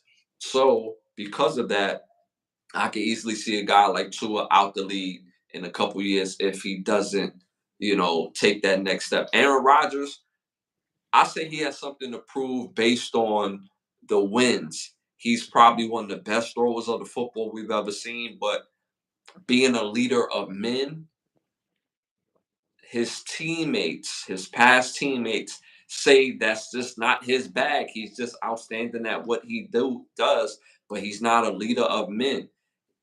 Green Bay Packers were struggling, the last few years. It wasn't like it. I won't say struggle. It was a struggle. They would go to the playoffs, but it was a struggle. Like So it's not a given when Aaron Rodgers is your quarterback, and the Jets has a talented roster. If he plays 80%, they could be all right. So we're gonna see, but he has a lot to prove. He's another guy that could be out the league by next year and go on tour and play with his band. Daniel Jones, I don't think he's a good player at all. I really don't. The Giants was bugging out when they paid him 40 mil and got rid of their best player, Saquon Barkley. He has everything to prove. He's playing for his NFL life this year. Russell Wilson, I have him at number two because if he plays well, then he gets another year of another benefit of the doubt of being a franchise quarterback. If he doesn't play well this year, he's out the lead. It's just that simple. Number one, I got Deshaun Watson. Deshaun Watson is easily one of my favorite quarterbacks in the NFL. But for the past couple years, it's been rocky. He hasn't been healthy. He's going through the suspension. He needs to put that together. He got all that. He got all that money on. So it's time to perform at the highest level. His team went to the playoffs basically without him, with an old Falco, not Falco, Joe Flacco from the Ravens, who went to Cleveland Browns and took them to the playoffs. So no disrespect to Joe Falco, to Flacco. Deshaun Watson is supposed to be head and shoulders better than him. So I, he got to perform. He got to do. He just got to do it. So that's how I have it broken down with the who had the most improved this year, NFL wise. All right, so moving on to our next hot topic. Teacher Enoch Burke was arrested at the Williams Hospital School in Ireland for refusing transgender ideology to the students. What do you think about that? I mean, I don't understand what they getting arrested for. Like, I don't understand. You know what I'm saying, like, what is he getting arrested for? You feel me? Mm-hmm. What precedents are you putting out there? If the teacher doesn't want to force an ideology on young impressionable students, which robs them of their own right to choose. You know what I'm saying? Then what's the point? Now it's not their choice because they never had the right to choose. It was just something that they was just put into. So how do they know if that's really what they want to do for real? If they Mm-hmm. never chose themselves. Right. So like it's weird that he would get arrested for it because like what are we talking about here? Because 50 years ago this wasn't even a talk. This wasn't even a conversation. You know what I'm saying? So y'all making it seem like there's some normal shit. Like, yes, human beings being around for thousands and thousands of years, but it's only up until the last 10 years. Now all of a sudden we have to have this new talk about transgenders and all this other shit. Like, this is weird. Like, where's the respect? First Mm-hmm. and foremost. You know what I'm saying? There's a lack of respect. So that's what makes all this other stuff weird. You don't have respect for other people. It's like, how does that work? And the other side of that coin, if he was to interject transgender ideology, then they will be calling him a predator because now you're part of the grooming process to having kids make decisions that they're not ready to answer yet. They still figuring it out, and you taking away their decision. So him being the teacher, if he was to do that, that would have been a whole issue in itself as well. If you stand on principle, you're gonna get shunned. If you don't stand on principle, you're gonna get shunned. So you're gonna get shunned regardless. So you might as well stand 10 toes down on something you believe in and on some principles. At least you'll have respect. You know what I'm saying? Because the shun and the shame is gonna come. But who gives a fuck? As long as you stand on what you believe is correct and it's right and it's morally right, you know what I'm saying? Mhm. Then it doesn't even matter. This teacher getting arrested for this situation is just, that's why I'm saying, like, there's so many other people out here in positions of power that can make these situations not even happen, and nobody's doing nothing. They just I'm gonna see how it goes. Mhm. Facts. Facts. I agree. I agree. All right, moving on to our next segment. This segment is brought to you by Bravo Section. Make sure you go to bigbravosection.com. Again, bigbravosection.com. Tap into some dope photography. Cop some dope fire pictures, and you can book a session with one of the best photographers in the world. If you're in the Miami area, you're not, still book that session. They'll fly out and take care of your session. Again, bigbravosection.com. You got a petty law for us? Petty law? We're doing the Black's Law, you know what I'm saying? We always on our Black's Law, legal terms and legal definitions of words that we use every day. So I have a few random words that I picked from the Black's Law Dictionary, the Bible of all Bibles. Everybody needs to get one. First word on the list is narcotics. Narcotics is a generic term for any drug which dulls the senses and commonly becomes addictive after prolonged use. Any addictive or otherwise harmful drug, the manufacture, importation, sale, or possession of which is statutorily prohibited. So it's very vague on what is narcotics, because anything can dull the senses, but or can become addicted after prolonged use. You use too much fucking sugar, it can be an addictive. Is sugar a narcotic? If you use too much Tylenol, you know what I'm saying? It's the very vagueness of these words, which deems so much power. And how can it have so much power if it's very vague? You know what I'm saying? So that's very interesting. I So next, got I got an older cousin that instead of saying drugs, he was like, yeah, he off that narcotic.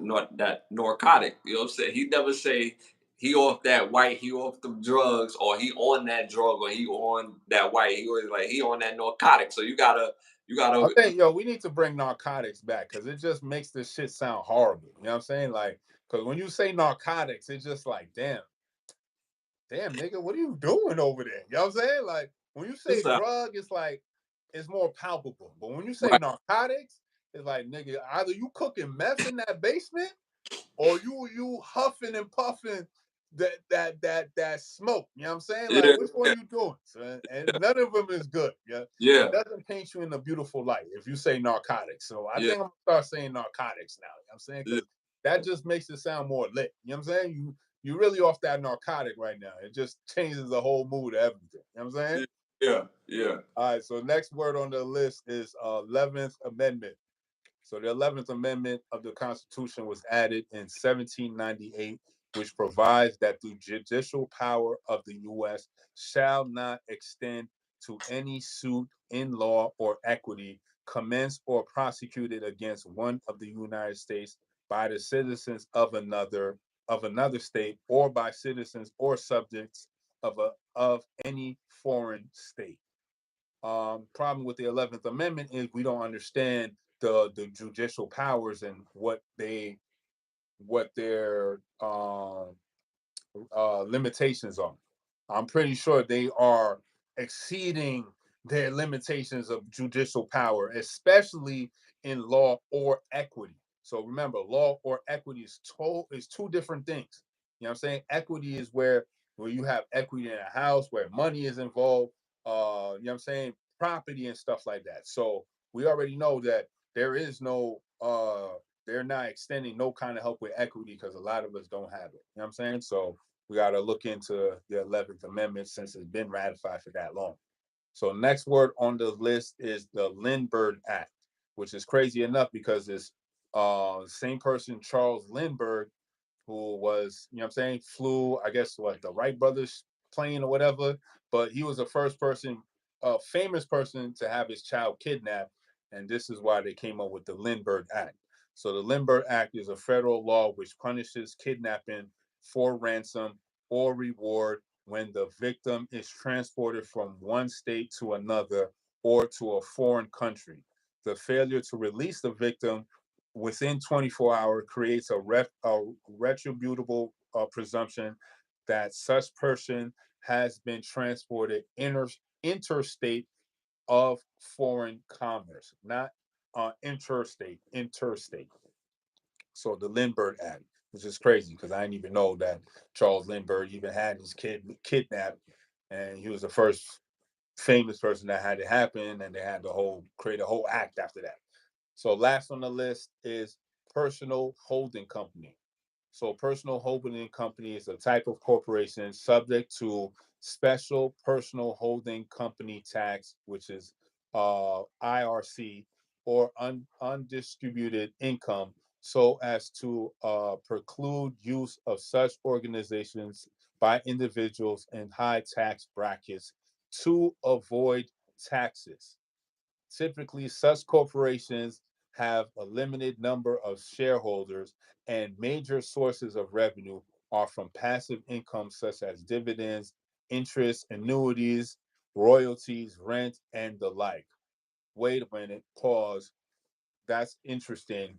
Why would you tell me in one breath that I'm supposed to pay taxes, but then in the next breath you create a type of situation where I can avoid taxes? So if I can avoid paying taxes, what's the point of taxes in the first place? You know what I'm saying?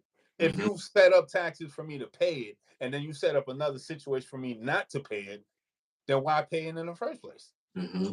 So it's very interesting. So that's personal holding company.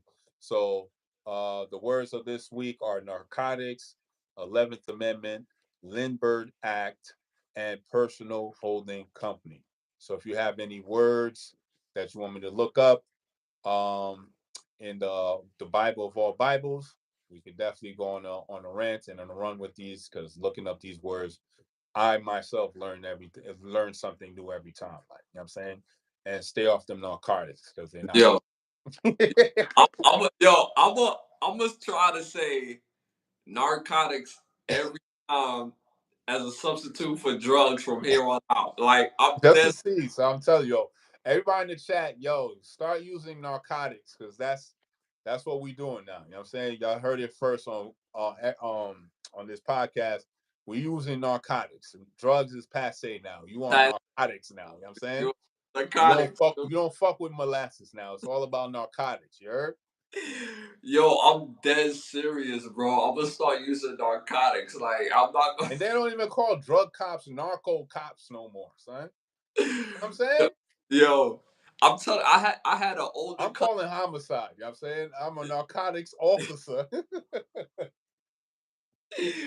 Yo, I'm telling. I had an older cousin that always used to say that. You know that mother effer is crazy. He on that narcotic. It was like, yo, what the hell is narcotic? You know what I'm saying? I'm like 4 years old. All I'm hearing narcotic this, narcotic that. That I'm should like, sound crazy, it son. sounds But crazy.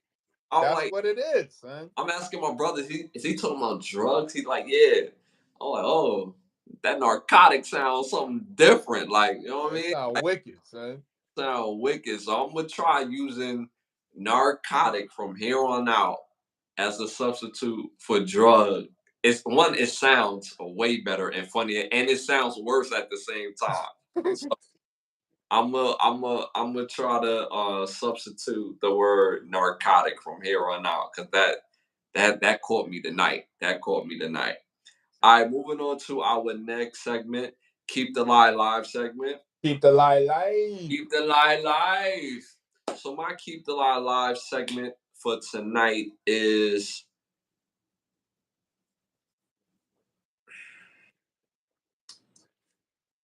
how important is choosing the right mate for your life?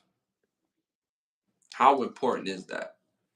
Because I'm starting to see on social media a plethora. It's like a segment now where you have a whole bunch of women who are quote unquote lesbian or dykes or butch dykes or whatever the case may be, realizing that the results that they was looking for in other women is not happening, and they feeling like they put all into the relationships, and the person that they're pursuing is not giving that back. So now they want to fully go back to men. When just a second ago you wanted to look like us, you wanted to get treated like us, and you wanted the delusion to have a name like us. You was born Brittany, but you telling people to call you Flip. Don't laugh, it ain't funny. You know what I'm saying? Don't laugh, it ain't funny. But that's the point I'm making. So at the end of the day, you do all that to play on this side, right? You like what you like. Nobody's talking about the art of having the ability to choose is what you're choosing. So now that you're not getting the results is beautiful. The fact that you have the option and the fallback to be like, you know what? I'm gonna get back into my natural essence and I want to be over here with men. So is the art of choosing more important than actually finding somebody that you love? Because I could love somebody, but that don't mean they're a good choice for me. Like if I deal with a woman that does not care about the things that I like, or the fact that I find her attractive when she wears this or wears that, then why would I have somebody like that around me? Like we've all have done it where we chose somebody knowing damn well this person is not good for us, knowing that they toxic, knowing that they just for they right. I can't look at you right Yeah, I can't go over the fact her name flips. now. Come on, how many girls you that know named Brittany and she's like, nah, call me Flip. But I know you as Brittany all your life. Nah, call me Flip. I flip out here. Like what you Yo, but flip, I flip cool. me out, son. But it seems like does not seem it is more important in the art of choosing than just the fact of being in love with somebody. Because, like for example, if you tell somebody, yo, at the end of the day, I like my foot rubbed. And if you don't mind rubbing these feet, I don't even want to have to ask you to rub my feet. I just want you to see my feet is on fire, or I look like I need a rub, and you know what I'm saying. You rub them down with no complaint, no throwing it in my face. You just do it. That's a part of the art of choosing by picking somebody that cares on what you like. They care on the fact that if you have a bad day, and the fact that you being there and y'all could just talk. It makes that bad day not so bad. If you a crackhead, and this may sound funny, but it's not funny. But if you a crackhead, you cannot get with somebody who don't like crack. You got to get with somebody that like crack, and both of y'all could talk and smoke. I know that sound funny, y'all, but it's the art of choosing. Same thing with smoking weed. If you really like smoking weed and know the different strands, you can't really be with somebody that don't smoke at all. You can, but it's the art. It's going to Flash. art of choosing, right? So at the end of the day, choosing somebody that's better suited for you than just choosing somebody just because you want to be with them or you love them based on their look or based on whatever that they present to you outside of the fact of the things that you need in a relationship to be better is not choosing wisely. What do you Yeah. think about what I just said? Most definitely you gotta don't choose the narcotic head. You know what I'm saying? Just start Right. that from off rip. Um, but the fact you always have to go for the person that likes you more. You know what I'm saying? So the person that likes you more is gonna be attentive, be aware of the things that you like and stuff like that. And don't even you don't even have to ask because they're gonna already do it. You know what I'm saying? So the mere fact that these women can play both sides just showcases that they never have to accept no kind of accountability. Because as men, from jump, we already accept accountability. I think from like first grade, like we already know what's up. Like, you know what I'm saying? But women can skate by and just be dainty and oblivious and blase blah. And when they need to turn on the awareness goggles, they can. Men, we don't have that type of luxury where we can turn on and off. I can be masculine today, and then on Thursday on the 14th, I'm gonna turn my masculinity off. Nah, it don't work like that. You know what I'm saying? It's 100% all the way. You know what I'm saying? It doesn't turn off for us. So there is no luxury of where we can just hang our hat and kick our feet up and put the gloves down and not be ready to fight and just relax. There's no real point for us men like that. So the mere fact that women can just placate to that, it's a double standard that benefit them, but at the end of the day, it's like it's a loss because you still not um growing and learning that, hey, certain things that you may be doing are a detriment because you're the one doing it, not because of your partner. And you feel as though, oh, you don't want to deal with men no more. Now you want to deal with women and think you're going to get a different result. But it's really because of you and the people you choose. It's not men, it's the men that you choose and the men that you go after are the problem. So it can't be all men because you can't date all men. So you can't tell me about all men because all men don't do the same things. Like all certain men like rifling, other men like fishing, other men like bowling. Some niggas don't even like football. Other people just only love basketball. You know what I'm saying? So you can't say you date all men. You know what I'm saying? You only date the men that you dated. You didn't get the results you wanted because of your piss poor choices, and you're escaping accountability, going to the other side thinking it's going to be something different, and then you're still being held up to accountability, and then you want to come back over here. It's like by this point we don't even want you. You know what I'm saying? We good. You know what I'm saying? We straight over here. And So and sex is not wanting somebody. You can always find a man that's going, you know what I'm saying, crack your back. But there's another thing when you find a man that's going to really like you for real. Really going to like you for real. So at the end of the day, the art of choosing is very important. And guys, because we have the access of choosing relationships, most men have to do a better job at choosing someone suited for them. Not just the oh, she's super hot. It's cool to have somebody super hot, right? But it's only cool to have somebody super hot with substance. Like for me, if a woman is a 10 in the face, but her substance is a five, yo, she a five. She not a 10. If she don't got no type of substance, she's not a 10. Straight like that. If her substance is trash, she's not a 10 to me. Now, if a woman is a five and her substance is a 10, yo, she's a nine. Straight up nine. That's how I view it. Because substance matters. Being able to choose based on substance matters.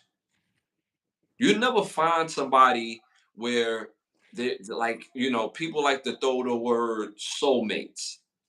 I don't necessarily agree with soulmates. You could find somebody that is a great choice, who like the things that you like, who like, y'all like smash relationships for real is somebody that you like to smash, you like to eat with, and you like to tell your business to.